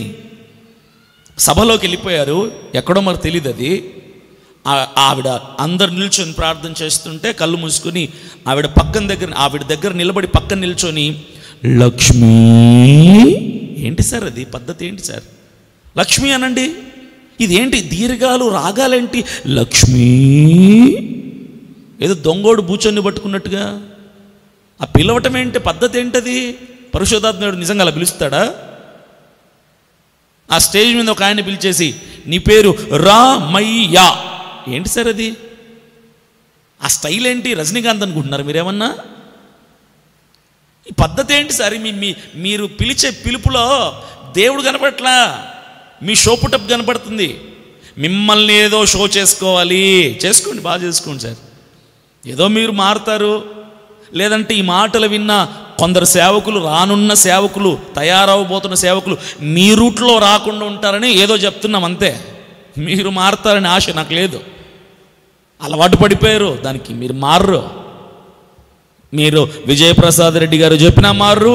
స్వయాన యేసు ప్రభువులు వారు దిగి వచ్చి మీ ముందు నిలబడి, ఇది కాదు నాన్న అమ్మతేజ సేవా విధానం, వాక్యముతో ప్రజల హృదయాల్ని మార్చు బాబు, దేవుని రాజ్యం కొరకు చెప్పునానా, పాపాన్ని ఖండించు బాబు అని యేసు ప్రభే దిగి వచ్చి మీకు చెప్పినా, లేదు ప్రభువా నాకు పరిశుద్ధాత్మ దేవుడు పేర్లు పిలవమంటున్నాడు, పరిశుద్ధాత్మ దేవుడు నన్ను అద్భుతాలు చేయమన్నాడు ప్రభువా, కుదరదు ఖండిస్తూ వాక్యం చెప్పడం. అలాగైతే నాకు జనం రారు ప్రభువా, నాకు జనం కావాలి అంటారు మీరు. స్వయాన యేసు ప్రభు వస్తే కూడా ఎందుకు జనానికి అలవాటు పడిపోయారేంటి సార్? జనానికి అలవాటు పడిపోయారేంటి? జనం కావాలంటే ఇట్లాంటి చీప్ ట్రిక్స్ చేస్తారా? బాప్తీసాలు ఇస్తున్నారు మీరు అందరికీ, చాలామందికి. ఎందుకు తీసుకున్నారు చెప్పండి వాళ్ళు బాప్తీసాలు? నేను చెప్పనా? ఏదో మేలు జరుగుతుందని, ఏదో ఆరోగ్యం బాగవుతుందని, అంతే. పాపం పోవాలని, దేవుని రాకుడిలో ఎత్తబడాలని, దేవుని నిత్య జీవంలో ఆయన రాజ్యంలో నేను కూడా ఉండాలన్న ఉద్దేశంతో ఎవరు తీసుకోవటంలో బాప్తీసాలు మీ దగ్గర? పిచ్చి జనంని పిచ్చోళ్ళని చేస్తున్నారు మీరు నిజంగా. ఒక్క సాక్ష్యం చెప్పండి మీరు. కాళ్ళు లేనివాడికి కాళ్ళు వచ్చిందో, చెవు లేనివాడికి వినికిడి వచ్చిందో, కళ్ళు లేనివాడికి దృష్టి వచ్చిందో, క్యాన్సర్ పోయిందో, క్యాన్సర్ గడ్డలు ఆన్ స్పాట్ హీల్ అయ్యాయో, కరిగిపోయాయో చెప్పండి సార్. వీల్ చైర్ మీద వచ్చినోడు వీల్ చైర్ పక్కన పడేసి లేచి నిలబడి గంతులేసాడు, చెప్పండి చూద్దాం. ఒక్క సాక్ష్యం చెప్పండి చూద్దాం. ఇన్ని సభలు పెడుతున్నారు కదా హరిహర కళాభవన్. నిన్న లైవ్లో చూస్తున్నాను మీ గురించి, మీరు చెప్తున్న మాట. లైవ్లో హీలింగ్ ప్రేయర్స్ పెట్టారు కదా యూట్యూబ్లో. కొంతమంది ఫోన్ చేస్తున్నారు మీకు లైవ్లో. ఫోన్ చేస్తే వాళ్ళకి ప్రార్థన చేయటం, గర్భఫలం కోసం, వివాహం కోసం, ఉద్యోగం కోసం, వ్యాపారం కోసం ప్రార్థన చేస్తున్నారు. సంతోషమే, చేయండి, తప్పలేదు. ప్రార్థన చేసేసి ఏమంటున్నారు మీరు? ఒక ఆవిడ ఏలూరు నుంచి ఫోన్ చేసింది మీకు, అమ్మా ప్రతి నెల 2వ శనివారం హరిహర కళాభవన్లో ప్రార్థనలో ఏర్పాటు చేస్తాం రండి అంటే, ఆవిడ జబ్బు పోనీకి హరిహర కళాభవన్ రావాలన్నా ఏలూరు నుంచి హైదరాబాద్కి ట్రైన్ వేసుకొని టికెట్ బుక్ చేసుకొని, అదేనా అంటే? అద్భుతం కోసం రమ్మంటున్నారు ఆవిడని అంత దూరం. అమ్మ ఏలూరులో ఉన్నారు, ప్రార్థన చేసిన దేవుడు స్వస్థపరుస్తాడులేండి, మీరు కూడా ప్రార్థన చేసుకోండి. నేను చేసినంత మాత్రం అద్భుతం జరగదు, మీలో విశ్వాసం ఉంటే మిమ్మల్ని స్వస్థపరుస్తుంది, నమ్మకం కలిగి ఉండండి, దేవుడే స్వస్థపరిచేవాడు, వైద్యులకు పరమ వైద్యుడు ఆయనే, మీరు నమ్మకం పెట్టుకోండి, మేము ప్రార్థన చేస్తుంటాం మీ కొరకు అని చెప్పొచ్చు కదా. ఏం చెప్పరు. నువ్వు ప్రార్థన చేసావు, అదొక ప్రమోషను, హరిహర కళభవన్కి వచ్చి మాకు జనం కావాలి. అక్కడ చెప్తున్నాను, గుర్తుపెట్టుకోండి అమ్మతేజ గారు, మీ దగ్గరకు వచ్చే జన సమూహం అంతా కూడా వాక్యం కోసం, పాపాన్ని విడిచిపెట్టుకోవడం కోసం, సరిచేయబడటం కోసం రావటం లేదు. ఎందుకు వస్తున్నారు? పేర్ల కోసం వస్తున్నారు. నా పేరు పిలుస్తాడేమో చూద్దాం, నా పేరు పిలుస్తాడేమో చూద్దాం. ఏం తప్పించోలని చేస్తున్నారు సార్ ప్రజల్ని. ఇందుకు కాదా క్రైస్తవులు ఫూల్స్ అయిపోతున్నారు సొసైటీలో అన్యుల ఎదుట? నేను మీ వ్యక్తిగత విషయాలు ఏమి మాట్లాడటంలా, సేవను గురించిన విషయాలు మాట్లాడుతున్నాను. నేను మీకు ఒక వాక్యం చూపిస్తాను చూడండి. మత్తయి సువార్త 7వ అధ్యాయం 15వ వాక్యంలో ఒక మాట ఉంది. అబద్ధ ప్రవక్తలను గూర్చుని జాగ్రత్త పడుడి అంటే అర్థం ఏంటి? అబద్ధ ప్రవక్తలు వస్తారు, మీలాంటి వాళ్ళు వస్తారు సార్ అని బైబిల్ చెప్తుంది. అబద్ధ ప్రవక్తలు వస్తారు, వారు గొర్రెల చర్మము వేసుకొని మీ వద్దకు వత్తురు, కానీ లోపల వారు క్రూరమైన తోడేళ్ళు. అది విషయం. గొర్రెల చర్మం కప్పుకొని వస్తారు. ప్రజలారా, అమ్మ క్రైస్తవులారా, 2 చేతులెత్తి మీకు జోడించి నమస్కరించి ప్రాధేయపడుతూ చెప్తున్నాను ఒక సేవకుడిగా, దయచేసి గొర్రెల చర్మం కప్పుకున్న తోడేళ్ళ ఇలాంటి అద్భుతాలు చేస్తాం, పేర్లు పిలుస్తామని పిలిచే సేవకుల్ని నమ్మి భ్రమపడి మోసపోకండి. హైందవుల్లో కూడా కొండలకి, గుట్టలకి, పూజారుల దగ్గరికి, మంత్రగాళ్ళ దగ్గరికి వెళ్తే పేర్లు పిలుస్తారు వాళ్ళు కూడా. అది అపవాది కార్యం. దేవుడు మనుషుల బ్రతుకుల్ని కడతాడు, ఆత్మకి స్వస్థతనిస్తాడు. దేవుడు ప్రాధాన్యతనిచ్చేది ఆత్మ కోసం. ఈరోజు చాలామంది అన్య దేవతల్ని ప్రేమించే వాళ్ళు కూడా, వారి దేవతలు కూడా పేర్లు పెట్టి పిలుస్తున్నారు. వాళ్ళు పుట్టు పూర్వత్వాలు చెప్తున్నారు. అక్కడ యేసుప్రభు ఉన్నట్ట సాతానుడికి కూడా తెలుసు మీ పేర్లు. భ్రమపడిపోకండి, మోసపోకండి. ఇలాంటి తోడేళ్ళు వస్తారు మీ మధ్యలోనికి, ఇలాంటి మోసగాళ్ళు వస్తారు, ఇలాంటి జనం పిచ్చోళ్ళు వస్తారు. పరిశుద్ధాత్మ దేవుడు నన్ను బలవంతం చేస్తున్నాడని దేవుని పేరు వాడుకొని, యేసు ముసుగు వేసుకొని, తెల్ల చొక్కా తెల్ల ప్యాంట్లు వేసుకొని, ఏమీ తెలియని దీనత్వం, సాత్వికం కలిగినటువంటి వేషాన్ని వేసుకొని మీ మధ్యలోనికి వచ్చి కేకలు వేసి, నీతిమంతుడు సింహం వలె ఉండాలి కాబట్టి సింహం వలె కేకలు వేస్తూ అరిచి అరిచి చెప్తాడు. కానీ యథార్థమైన సేవకులు కూర్చోబెట్టి, ఏ వాక్యం ద్వారా నువ్వు సేవ చేస్తున్నావు, ఏ వాక్యాన్ని బేస్ చేసుకుని నువ్వు ఇలాంటి పరిచయం చేస్తున్నావు అంటే మాత్రం నోరు మూసుకొని మౌనంగా కూర్చుండిపోతారు. వీళ్ళందరూ కూడా గొర్రె చర్మం కప్పుకున్న తోడేళ్ళు. నమ్మకండి ప్రజలారా, డోంట్ బిలీవ్ దెమ్. దయచేసి నమ్మకండి, మోసపోకండి. కాబోతున్న సేవకులందరికీ నేను చెప్తుంది ఒకటే, ఇలాంటి సేవ చేయకండి సార్. ఆత్మల్ని కడదాం, దేవుడు రాకడ కొరకు మనుషుల్ని సిద్ధం చేద్దాం. వారు సరిచేయబడినట్లుగా ఖండితమైనటువంటి పాపాన్ని ఖండించి వాక్యాన్ని ప్రసంగం చేద్దాం. రెండవ మాట, మత్తయి సువార్త 7వ అధ్యాయం 16వ వాక్యం, వారు ఫలముల వలన మీరు వారిని తెలుసుకొందురు. వారు చేసే క్రియలు, ఫలం ఏదైతే ఉందో దానివల్ల మనం తెలుసుకోవచ్చు వాళ్ళని. ఈయన ఈ మధ్యకాలంలో 21 రోజు ఉపవాస ప్రార్థన గురించినటువంటి ఒక వీడియో చేశాడు. అది నేను చూశాను, అది మీకు కూడా పెడతాను చూడండి. ఆ వీడియో చూసి నేను అనుకున్నాను, నిజంగా ఈయన క్రీస్తు కొరకు హతసాక్షి అయిపోతున్నాడేమో అనుకున్నా, లేదంటే ఈయన సమాధిలోకి వెళ్ళిపోతున్నాడేమో అనుకున్నాను, ఈయనకి ఈరోజు చనిపోతాడేమో అనుకున్నాను. కానీ అక్కడ జరిగింది ఏంటో తెలుసా? అన్ని పబ్లిసిటీ స్టంట్లే. ఏం మాయ చేస్తే, ఏం మ్యాజిక్ జనాలు అలాంటోళ్ళే, మీరు అలాంటోళ్ళే. జనాలకి మ్యాజిక్లే కావాలి, వాక్యం వద్దు. మీలాంటి వాళ్ళకి మ్యాజిక్లే కావాలి, దేవుడు వద్దు. వాక్యాన్ని చంపేస్తున్నారు కదా సార్. వాక్యాన్ని ప్రేమించి జనాల్ని కనుమరుగైపోయేలాగా చేస్తున్నారు కదా సార్.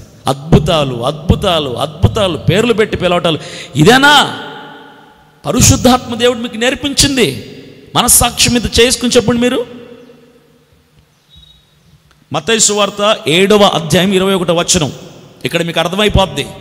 అద్భుతాలు మరి జరుగుతున్నాయి కదా పాస్టర్ గారు, పేర్లు పెట్టి పిలుస్తున్నారు కదండి, స్వస్థతలు జరుగుతున్నాయి కదండి. చెప్తా, బైబిల్లో ప్రతి దానికి ఆధారం ఉంది. మత్తయి సువార్త 7:21 ఒక మాట ఉంది, ప్రభువా ప్రభువా అని నన్ను పిలుచు ప్రతివాడు పరలోక రాజ్యంలో ప్రవేశింపడు, కానీ పరలోకమందున్న నా తండ్రి చిత్త ప్రకారము చేయువాడు మాత్రమే పరలోకమందు ప్రవేశించును. అందరూ పిలుస్తారు, ప్రభువా ప్రార్థన చేస్తారు, అందరు ఉంటారు పరలోకంలో, ఉండరు. ఆయన చిత్తం ఏదైతే చేస్తారో వాళ్ళు మాత్రమే. ఆయన చిత్తం ఏంటి? పేర్లు పిలవడం ఆయన చిత్తం కాదు, స్వస్థతలు చేస్తాం ఆయన చిత్తం కాదు. ఆ ఫంక్షన్ హాల్స్లో మీరు వెళ్ళి ఇంటర్వ్యూస్ చేసుకోండి, వచ్చే జనాల్ని. అంగవైకల్యంతో వెళ్ళిన జనాన్ని పట్టించుకోడు ఆయన, అమ్మతేజ గారు. గుడ్డి వాళ్ళని పట్టించుకోడు. జ్వరము జలుబు ఉందంటే పట్టించుకుంటాడు. ఆయన ఏ అద్భుతాలు చేయటం లేదు, ఏ స్వస్థతలు చేయటం లేదు. పేర్లు పెట్టి పిలిచిన వాళ్ళని 10 రోజుల తర్వాత ఇంటర్వ్యూ చేయండి, వాళ్ళకు ఉద్యోగం వచ్చిందేమో చూడండి, రాదు. ఆ చైతన్య నేతను కాకినాడలో ఆ సేవకుడు, ఆ తమ్ముడు ఏమన్నాడు, నన్ను దేవుడే పిలిచేశాడు, ఇక్కడ దేవుడే ఉన్నాడు అన్నాడు. ఇప్పుడు వెళ్ళి వారం అయిపోయింది, వెళ్ళి మైక్ పెట్టి ఇంటర్వ్యూ చేయండి. ఆయన పేరు పెట్టి పిలిచాక ఏం మార్పు వచ్చిందని ఏముండదు. ఎలా ఉంటాడు అలా ఉంటాడు అంతే. ఏ సేవ ఎలా ఉందో అలా ఉంటుంది అంతే. అక్కడ ఉద్రేకం వస్తుంది అంతే. నెక్స్ట్ వచనం 7వ అధ్యాయం మత్తయి సువార్త 22వ వచనం. ఆ దినమందు అనేకులు నన్ను చూచి ప్రభువా ప్రభువా మేము నీ నామమున ప్రవచింపలేదా, నీ నామమున దయ్యములను వెళ్ళగొట్టలేదా, నీ నామమున అనేకమైన అద్భుతములు మేము చేయలేదా అని చెప్తారు. ఒక రోజు వస్తుంది దేవుని ఎదుట నిలబడే రోజు. అప్పుడు ఏం చెప్తారో తెలుసా ఈ సేవకులు? ఎలాంటి సేవకులు? ఈ అద్భుతాలు పట్టుకొని, పేర్లు పిలవటాలను పట్టుకొని, స్వస్థత విడుదల తైలాభిషేక ప్రార్థనలను పేరు పెట్టుకుని జనాల్ని అడ్డంగా మోసం చేసే ఇలాంటి కొంతమంది సేవకులు ప్రభువుల వారి ఎదుట నిలవబడి, ప్రభువా మేము దయ్యాలను నిలగొట్టాం కదా మీ నామంలోనే, నీ నామంలోనే, యేసు నామంలోనే దయ్యాలను నిలగొట్టాం, యేసు నామంలోనే అద్భుతాలు చేశాం, యేసు నామంలోనే పేర్లు పెట్టి పిలిచాం, యేసు నామంలోనే మహిమలు జరుగుతున్నాయని చెప్పి ఇక్కడ దేవుడు ఉన్నాడా చచ్చిపోయాడా అని చెప్పాం కదా ప్రభువా అంటే, ఇలాంటి వాళ్ళని చూసిన దేవుడు ఏం మాట్లాడతాడు తెలుసా? ఆ రోజు ఏం మాట్లాడతాడు తెలుసా? అదే 7వ అధ్యాయం 23వ వచనంలో, అప్పుడు నేను మిమ్మును ఎన్నడూ ఎరుగను, అక్రమము చెయ్యువారలారా నా యుద్ధ నుండి పొండని వారితో చెప్పుదును. ఎవరిల్లందరూ? స్వయాన దేవుడే చెప్తాడట. ఏమని? అక్రమం చేస్తున్న వారలారా నా దగ్గర నుంచి వెళ్ళిపోండి మీరు. ఎవరిల్లో? దేవుని నామం పేరిట అద్భుతాలు చేసేవాళ్ళు, దేవుని నామం పేరిట దయ్యాలను వెళ్ళగొట్టేవాళ్ళు, దేవుని నామం పేరిట పేర్లు పెట్టి పిలిచేవాళ్ళు, దేవుని నామం పెట్టి మిమ్మల్ని మభ్యపెట్టి బతుకుల్ని నాశనం చేసేవాళ్ళు, యేసు నామం పేరిట బాప్తీసాలు ఇచ్చేవాళ్ళు, మందిరాలు కట్టేవాళ్ళు, 21 రోజు షోపుటప్ కోసం ఏడ్చి కన్నీళ్లు పెట్టి అదే చచ్చిపోతున్నట్టు ప్రార్థనా గదిలోకి వెళ్ళిపోయేటోళ్ళు, ఇంకొక సేవకుడిని కాపీ కొట్టేటోళ్ళు, వీళ్ళందరూ కూడా ప్రభువా ఎన్నో అద్భుతాలు సూచక క్రియలు ఎంతోమంది రక్షణలోనికి నడిపించామయ్యా, ఎన్నో పేర్లు పెట్టి పిలిచామయ్యా అంటే యేసయ్య ఒకటే అంటాడు, అరే అక్రమం చెయ్యువారలారా వెళ్ళిపో. అమ్మతేజ గారి లాంటి సేవకులే వీళ్ళందరూ. పాపాన్ని ఖండిస్తూ స్వార్థ ప్రకటించు, దేవుని కొరకు విడిచిపెట్టుకో. సంపాదించుకోవటం కాదు సార్. ఎక్కడి నుంచి వస్తున్నాయి సార్? లక్షలు పెట్టి మీటింగ్లు పెడుతున్నారు. అనాథాశ్రమం పెట్టుకున్నారు కదా, వృద్ధాశ్రమం పెట్టుకున్నారు కదా, చక్కగా నడిపించుకోండి, అది డెవలప్ చేయండి, మందిరం కట్టండి. మీ ప్రాంతాల్లో గల్లీకి మీరుంటుంది కొత్తగూడెం, ఇల్లందు, ఆ ప్రాంతాలకు నేను సువార్త కోసం వచ్చాను. గడిచిన 2 సంవత్సరాల క్రితం 3 సార్లు వచ్చాను నేను. వెనకబడిపోయిన ప్రాంతాలు అవి. చేయండి సార్. మీ గ్రామాల్లో సువార్త ప్రకటించండి. సువార్త లేని వారు సువార్తను ప్రకటించండి. సువార్త క్రైస్తవ్యంలోనికి రండి, అద్భుతాలు జరుగుతాయంటే మానేయండి. క్రైస్తవ్యంలోనికి ఎందుకు రావాలి అంటే, క్రైస్తవ్యంలోనికి వస్తే చచ్చిపోవడానికి సిద్ధపడాలని నేర్పించండి సార్ జనానికి. క్రీస్తులోనికి రావాలంటే అద్భుతాలు జరుగుతాయని రాకూడదు ఎవడో. క్రీస్తులోనికి వెళ్తే నేను పరలోకానికి చేరుకుంటాను, ఆయన మాత్రమే పరలోకానికి మార్గం అని చెప్పాలి. యాకోబు 3వ అధ్యాయం 1వ వచనం. యాకోబు 3వ అధ్యాయం 1వ వచనం. నా సహోదరులారా, బోధకులైన మనము మరీ కఠినమైన తీర్పు పొందుదమని తెలుసుకొని మీలో అనేకులు బోధకులు కాకుండుడి. బోధకులమైన మనము మరింత కఠినమైన తీర్పు పొందుకుంటాం కాబట్టి మీలో దయచేసి బోధకులు కాకండి. బోధకులు కాకండి అంటే అర్థమేంటి తెలుసా? సేవ చేయకూడదా అండి? చేయండి, కానీ అన్య ప్రజలు, వ్యభిచారులు, దొంగలు, హంతకులు వీళ్ళందరికంటే కఠినమైన తీర్పు నాకు, నీకు, మనలాంటి సేవకులందరికీ ఉంటుంది. ఆ తీర్పులో వ్యభిచారిని క్షమిస్తాడు దేవుడు, దొంగని క్షమిస్తాడు దేవుడు, తిరుగుబోతుని క్షమిస్తాడు దేవుడు, అన్యుణ్ణి క్షమిస్తాడేమో దేవుడు. కానీ సేవకులమైన మనము పరిశుద్ధాత్మ పేరిట చేసేటువంటి కొన్ని తప్పుడు కార్యాలని దేవుడు క్షమించడు, మరింత కఠినమైన తీర్పు పొందుతాం. కాబట్టి ఇలాంటి పనికి మాలిన పేర్లు పెట్టి పిలవటాలు, అద్భుతాలు చేస్తాం, రండి మా దగ్గరికే రండి, మా దగ్గరికే రండి, మా దగ్గరికే రండి, అదేందుకు చికెన్ షాప్ కూడా పిలుచుకున్నట్టుగా బజార్కి వెళ్తే అమ్మ రండమ్మా, ఏం కావాలి రండి, రండమ్మా అని పిలుస్తుంటారు. అలా పిలుచుకుంటున్నారు మీరు. ఆ సాక్ష్యాలు రీల్స్ పెట్టేసి మీ రీల్స్ మొత్తం చూశాను సార్. వాక్యాలు తక్కువ, ఇలాంటివి నా పేరు పిలిచా ఈ సోద ఎక్కువ ఉంది అక్కడ, ఇంకేం లేదు. ఏంటంట పేరు పిలిస్తే మరింత కఠినమైన తీర్పు పొందుకుంటారు. గుర్తుపెట్టుకుని జాగ్రత్త. ఎవరైనా అమ్మతేజ గారిని కాపీ కొట్టాలనుకుంటున్నారేమో బాబు, ఇక్కడ బాగానే ఉంటుంది, జనం ఉంటుంది, ఇది ఉంటుంది, అన్నీ ఉంటాయి ఇక్కడ. ఆయన్ని కాపీ కొడితే, ఎందుకంటే ఈయన గారు బెల్లంపల్లి ప్రవీణ్ కుమార్ గారిని కాపీ కొడుతున్నాడు కాబట్టి ధనం వచ్చింది, జనం వచ్చారు, బాగానే ఉన్నారు, అక్కడికి వెళ్ళాక తోలు తీస్తాడు దేవుడు. ఇలాంటి తప్పుడు మార్గంలో నిలబడితే, తప్పుడు ప్రచారాలు చేస్తే, తప్పు సేవ చేస్తే, తప్పు విధానాల్లో చేస్తే, వాక్యానికి వ్యతిరేకంగా సేవ చేస్తే అద్భుతాలు అన్నీ జరుగుతాయి. ఇక్కడ పేర్లు పిలుస్తాడు, అద్భుతాలు జరుగుతాయి, సూచక్రియలు జరుగుతాయి, దయ్యాలు వెళ్ళిపోతుంటాయి, ఉద్యోగాలు వస్తూ ఉంటాయి, బిడ్డలు పుట్టేస్తూ ఉంటారు, పెళ్ళిళ్ళు జరిగిపోతుంటాయి, అద్భుతాలు జరుగుతాయి. చివరికి అక్కడికి వెళ్ళిపోయాక దేవుడు అంటే, రే మీరెవరో నాకు తెలియదు, వెళ్ళిపో. ఏంటి ప్రభువా, నీ నామనే కదా అద్భుతాలు చేసావు. నువ్వు సేవకుడివి, నువ్వు నా కోసం ఆత్మల్ని, పాపాన్ని ఖండిస్తూ నడిపించమంటే రక్షణ మార్గం వైపు, అది చేయకుండా నువ్వు అద్భుతాలు, సూచక్రియలు అంటూ ఏవేవో చేసి ప్రజల్ని మభ్యపెట్టి మోసం చేసి క్రైస్తవ్యం అంటే లాభం అన్నది నేర్పించావు, క్రైస్తవం అంటే రోగం పోవటం అనేది నేర్పించావు, క్రైస్తవ్యం అంటే ఆస్తులు రావటం అనేది నేర్పించావు, క్రైస్తవ్యం అంటే లాభమే అనేది నేర్పించావు తప్ప క్రీస్తుని వెంబడించడం అంటే ఏంటి అని నేర్పించలేకపోయావు కదా. కాబట్టి నీవు నరకానికి వెళ్ళిపో అంటాడు దేవుడు, ఎంతటి సేవకుడినైనా. మత్తయి సువార్త 12:32 మనుష్య కుమారునికి విరోధముగా మాట్లాడిన వానికి పాప క్షమాపణ కలదు గాని పరిశుద్ధాత్మకు విరోధముగా మాట్లాడు వానికి ఈ యుగమందైనను రాబో యుగమందైనను క్షమాపణ లేదు. మనుష్య క్రీస్తు ప్రభువుల వారికి వ్యతిరేకముగా, విరోధముగా మాట్లాడిన క్షమాపణ ఉంటుంది. కానీ పరిశుద్ధాత్మునికి విరోధంగా ఎవరైనా మాట్లాడినా, ప్రవర్తించినా వారికి ఈ యుగమందైనను రాబో యుగమందైనను, అక్కడ పరలోకమందైనను క్షమాపణ ఉండదు. ఎవరిల్లందరూ పరిశుద్ధాత్మకు విరోధంగా చేయవారందరూ ఎవరు తెలుసా? ఇట్లాంటి అద్భుతాలు చేస్తాం రండమ్మా, సూచక్రియలు చేస్తాం రండమ్మా, పేర్లు పెట్టి పిలుస్తాం రండమ్మా, జనాలారా వచ్చేయండి, ప్రజలారా రండి, రండి ప్రజలారా రండి, మా దగ్గరికి రండి, మా దగ్గరికి రండి అని లక్షలు ఖర్చు పెట్టి మీటింగులు పెట్టి ప్రజల్ని మభ్యపెట్టి మోసం చేసి పరిశుద్ధాత్మ దేవుడు బలవంతం చేస్తున్నాడు పేర్లు పిలవమని.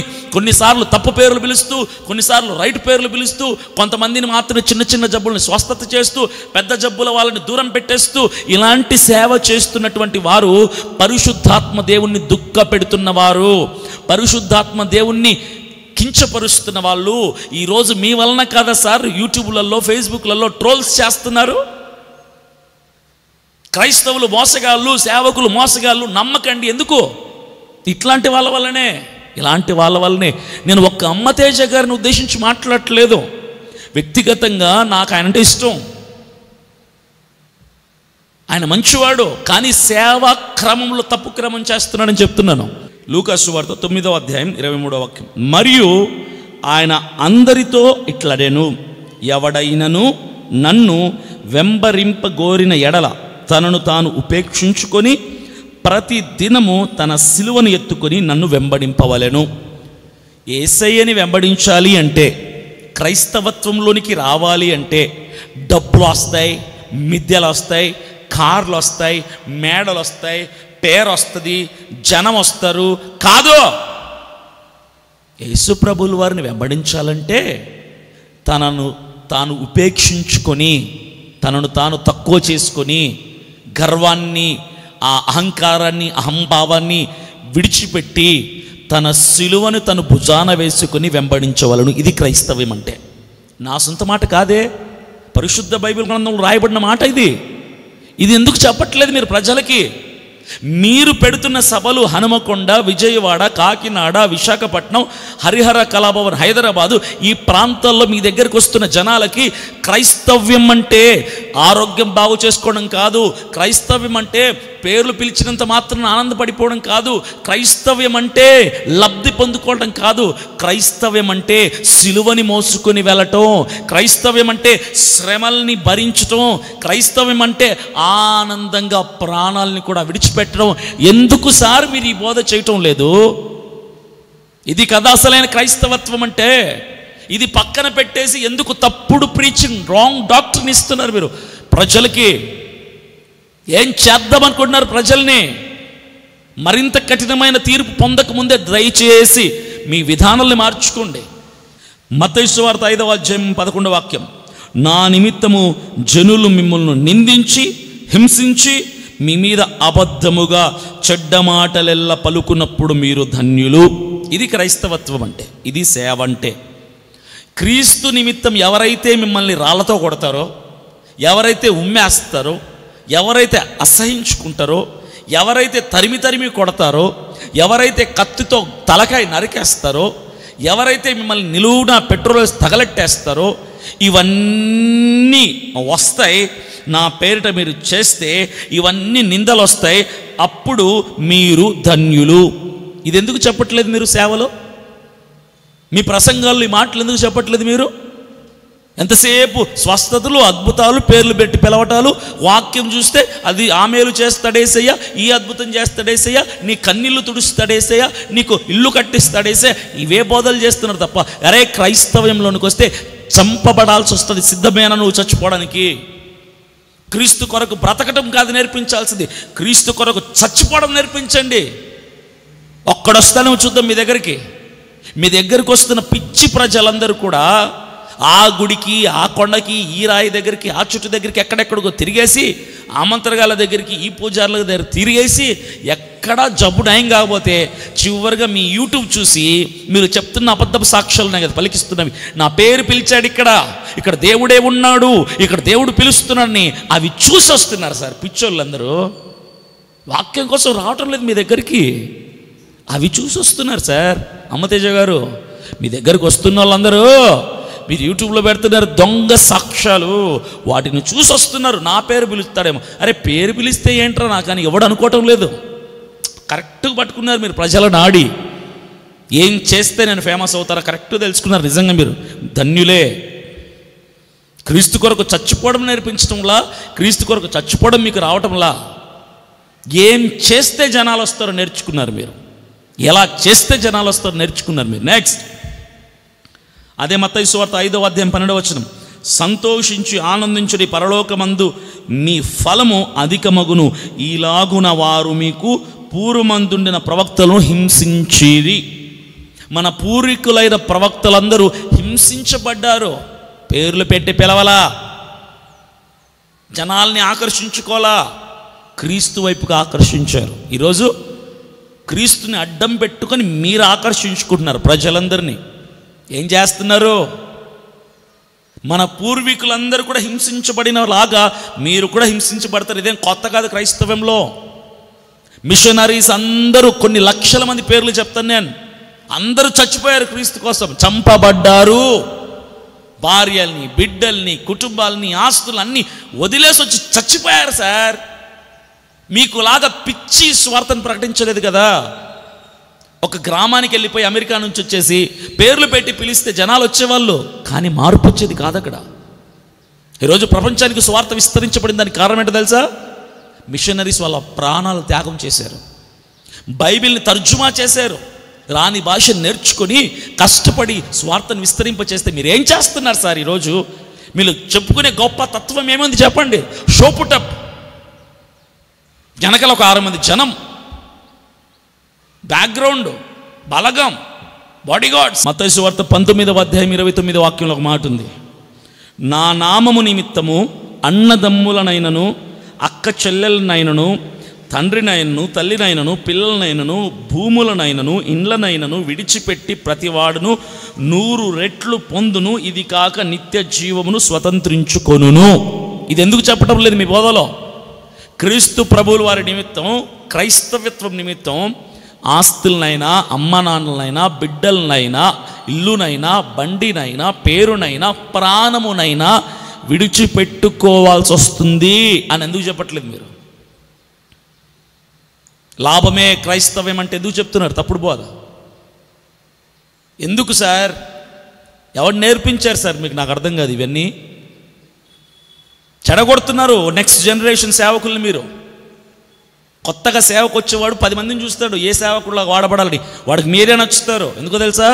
డబ్బు ఉంది, జనం ఉంది. మీ రూట్లో, మా రూట్లో అవేమి ఉండవు.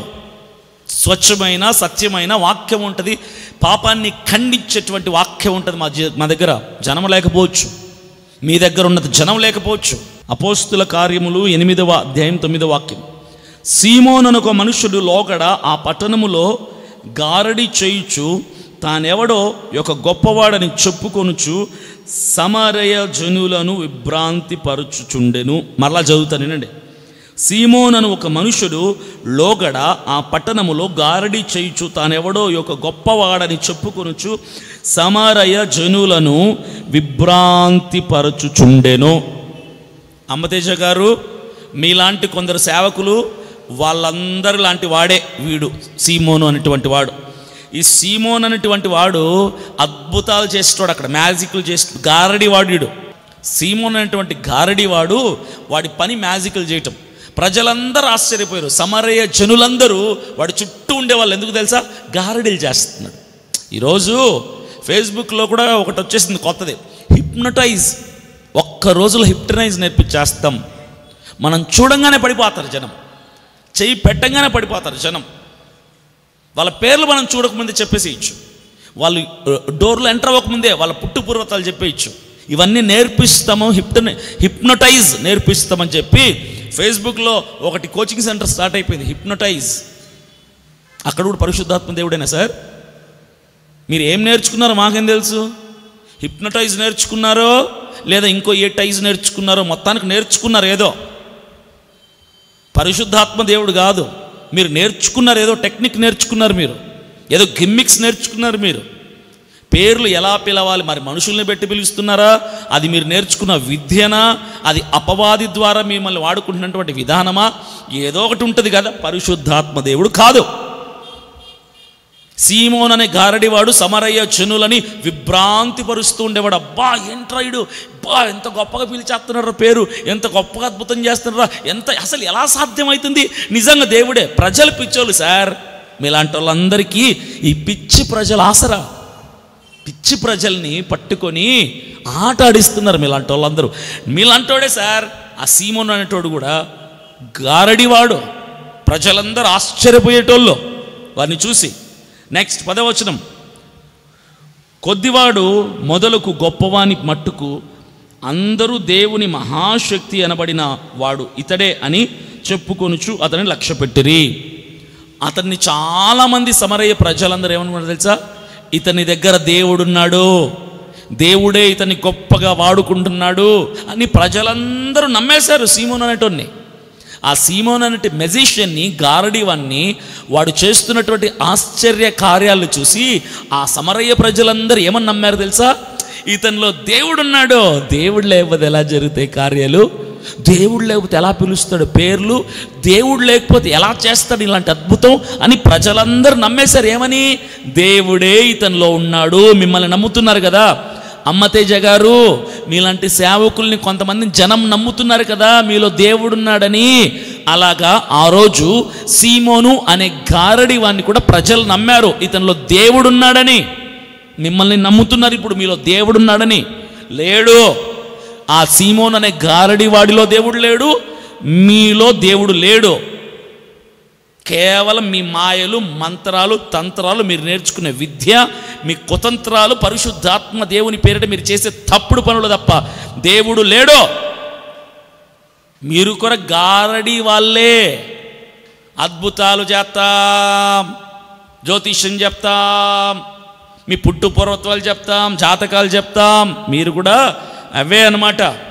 మీరందరూ గారడి వాళ్ళు. మీరంతా బైబిల్ పట్టుకున్న గారడి వాళ్ళు. చేతిలో బైబిల్ లేకపోతే నమ్మరు కదా, మీరు జ్యోతిష్యుల కింద లెక్కేస్తారు మిమ్మల్ని. కేవలం మీ చేతిలో ఇది ఉంది కాబట్టి మీలో దేవుడు నన్ను నమ్ముతున్నారు. ఇది పక్కన పెట్టండి, అవన్నీ చేయండి, మిమ్మల్ని మంత్రగాడు అంటారు.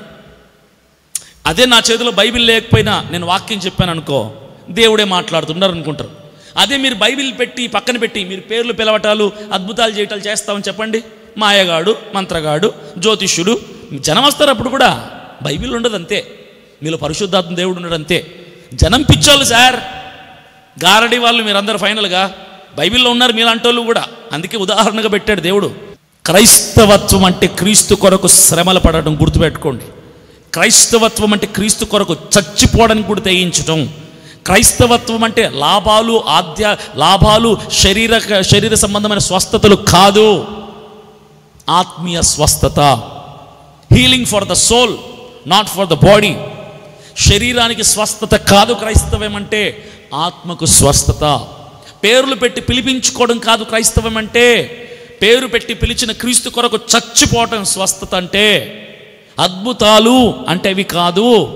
నశించిపోతున్న వారిని క్రీస్తు వైపుకు నడిపించి క్రీస్తు రాకడలో వారిని సిద్ధపరచటం అద్భుతం అంటే.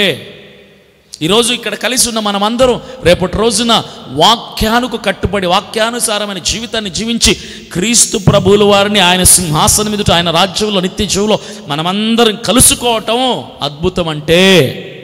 ప్రజలారా మోసపోకండి, కళ్ళు తెరవండి. ఇలాంటి సీమోను వంటి గారడి వాళ్ళు బైబిల్ పట్టుకొని తెల్ల చొక్కాలు వేసుకొని గట్టిగా గొంతు చింపుకొని అరిచే సేవకులు మీ మధ్యలోకి వస్తారు. హైదరాబాద్ కళాభవన్కి వస్తారు, విజయవాడకు వస్తారు, కాకినాడకు వస్తారు, విశాఖపట్నంకి వస్తారు. వీరిలో దేవుడు లేడు, వీరిలో దురాత్మ ఉంది, వీరిలో అపవిత్రాత్మ ఉంది, వీరిలో భ్రమపరుచాత్మ ఉంది. వీరు కొన్ని జిమ్మిక్స్ నేర్చుకొని బయట వస్తున్నారు, వీరు కొన్ని కోచింగ్స్ తీసుకొని వస్తున్నారు, వీరందరూ కొన్ని విద్యలు నేర్చుకుని వస్తున్నారు, హిప్నోటిజం నేర్చుకొని వస్తున్నారు, ప్రజల్ని హిప్నోటైజ్ చేస్తున్నారు, పరిశుద్ధాత్మ దేవుడు చేస్తున్నాడని దేవుని పేరు వాడుకుంటున్నారు. వీరికి మరింత కఠినమైన శిక్ష ఉంటుంది అక్కడ.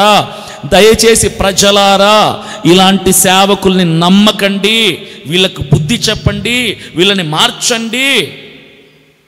ప్రజలను అడుగుతున్నా, అమ్మ తేజ వంటి సేవకులు కొందరు కుంటోళ్ళ కాళ్ళు ఇవ్వమని చెప్పండి. వాళ్ళ ఇంట్లో గిన్నెలు అడుగుతాను నేను వచ్చి. కళ్ళు లేనాడు కళ్ళు ఇవ్వండి సార్. మీ బాడీ గార్డ్స్లో నేను కూడా ఒక బాడీ గార్డ్గా ఉంటాను. నా సభ, నేను పెట్టిన సభకు వచ్చి పేరు పెట్టి పిలవండి. నేను ఇక మీకు కార్ డ్రైవర్గా పనిచేస్తాను నేను నా జీవితకాలం. చేయగలరా మీరు? మీరు ఏవి చేయలేరు. విజయప్రసాద్ రెడ్డి గారు సవాలు విసిరితే, డిబేట్ కాదది, సవాల్ విసిరి వాక్యానుసారమైన క్రమమును బోధిస్తే మాట్లాడటానికి ఒక్కటి లేదు మీ దగ్గర, ఒక్క మాట లేదు మీ దగ్గర. స్టేజ్ మీద రా రా అని సినిమా యాక్టర్ లాగా అరిచిన మీరు ఎవరిని పిలిచారో తెలీదు. మొత్తానికి దేవుడు విన్నాడు, వేరే వాళ్ళని పంపించారు. మీరు పిలిచింది ఎవరినో, వచ్చింది మాత్రం విజయప్రసాద్ రెడ్డి గారు. మరి ఏం మాట్లాడారు? వచ్చాడు, ఏం చెప్పారు? మీలో నీతి లేదు కాబట్టి మౌనంగా తలదించుకొని కూర్చొని అన్న చాలన్నా, అన్న చాలన్నా, అన్న వద్దన్నా, అన్న వద్దన్నా. ఓడిపోయారు. సత్యం ముందర అసత్యం నిలవదు, ప్రూవ్ అయిపోయింది ఆ రోజు. వెలుగు ముందర చీకటి నిలబడదు, ప్రూవ్ అయిపోయింది ఆ రోజు. దుష్టుడు తరమకుండానే పారిపోవును, ప్రూవ్ అయిపోయింది ఆ రోజు. మీరు నిలవలేకపోయారు ఆయన ముందు. ఆయన ప్రకటిస్తున్న సత్యం ముందు మీ అసత్యం నిలవలేకపోయింది. ఆయన ప్రకటిస్తున్న వెలుగు ముందు మీ చీకటి నిలవలేకపోయింది. ఆ శక్తి ముందు దుష్టత్వం పారిపోయింది, వెళ్ళిపోయారు. ఏమంటే నా పిలుపు వేరు, నా పిలుపు వేరు, నా పిలుపు, ఇదే మాట. ఆయన అన్ని చెప్పినా ఒక డైలాగే పట్టుకున్నారు, నా పిలుపు వేరు. ఏం పిలుపు సార్, ఎక్కడుందో చెప్పండి, మేము మాకు కూడా మీ పిలుపు ఏంటో చెప్పనా నేను? గారడి వాడైనటువంటి సీమోను పిలుపు మీది. గారడి వాళ్ళు మీరు, ఇలాంటి పనికిమాలిన పనులు చేసి ప్రజల్ని మభ్యపెట్టి మోసం చేస్తా మీలాంటి సేవకులందరూ గారడి వాళ్ళు, సీమోను వంటి వాళ్ళు మీరు. దేవుడు క్షమించడం మళ్ళీ గుర్తుపెట్టుకోండి. నాకు అమ్మ తేజ గారి మీద ఎలాంటి వ్యక్తిగత కోపము, ద్వేషము లేదు. మనస్ఫూర్తిగా ఆయన్ని నేను గౌరవిస్తాను. ఆయన చేస్తున్నటువంటి సోషల్ యాక్టివిటీస్ని బట్టి నిజంగా ఆయన నేను స్ఫూర్తిగా తీసుకుంటాను. అంతే తప్ప ఆయన సేవా క్రమంలో ఉన్నటువంటి అక్రమమును హెచ్చరించటానికి నేను ముందుకొచ్చాను. ఆయన లాంటి సేవకుడు మరొకడు తయారు కాకూడదు. ఎందుకంటే బెల్లంపల్లి ప్రవీణ్ గారిని చూసి ఈయన తయారయ్యాడు, ఈయనను చూసి ఇంకొకరు తయారు కాకూడదు అని నేను వచ్చాను తప్ప ఇక ఆయన మీద నాకు ఎలాంటి ద్వేషము లేవు. ఇవ్వాల్సింది ఇచ్చేసాను, చూడాల్సిన వాళ్ళు చూస్తారు, అందాల్సిన వాళ్ళకి అందుతుంది, సరి చేయబడాల్సిన వాళ్ళు సరి చేయబడతారు. ప్రజలు కొందరు కళ్ళు తెరుచుకుంటే మంచిది అనుకుంటున్నాను. ఈ ప్రజలు కళ్ళు తెరుచుకోరు. ఎందుకంటే వీళ్ళు ఇక్కడ కాబట్టి అక్కడ చిక్కి, అక్కడ కాబట్టి వీళ్ళందరూ జంపింగ్ జపాంగుల్లాగా ఇక్కడ అద్భుతం అంటే ఇక్కడికి, అక్కడ అద్భుతం. రేపు నేను కూడా పెద్ద ఫ్లెక్సీ బోర్డు పెట్టేసుకొని నా దగ్గరికి 2 అద్భుతాలు జరుగుతాయంటే అందరు నా దగ్గరికి వచ్చేస్తారు. ఈ జనాలు మారరు, ఈ సేవకులు మారాలి. మారుతారని ఆశిస్తున్నాను. దయతో నా ద్వారా ఏమైనా వ్యక్తిగత దూషణ చేసి ఉంటే నన్ను క్షమించండి. కానీ నేను వ్యక్తిగతంగా ఎవరిని ఎక్కడ నేను మాట్లాడను. మీ వ్యక్తిగతం నాకు అనవసరం. మీ కుటుంబాలు, మీ వ్యక్తిగత జీవితాలు, మీ వ్యక్తిగత ప్రయాణాలతో నాకు సంబంధం లేదు. బైబిల్ పట్టుకొని పరిశుద్ధాత్మ దేవుని పేరిట తప్పు పనులు చేస్తే మాత్రం నేను ఖండిస్తాను. దేవుడు నన్ను ఖండించమని చెప్పాడు, నేను ఖండిస్తూనే ఉంటాను.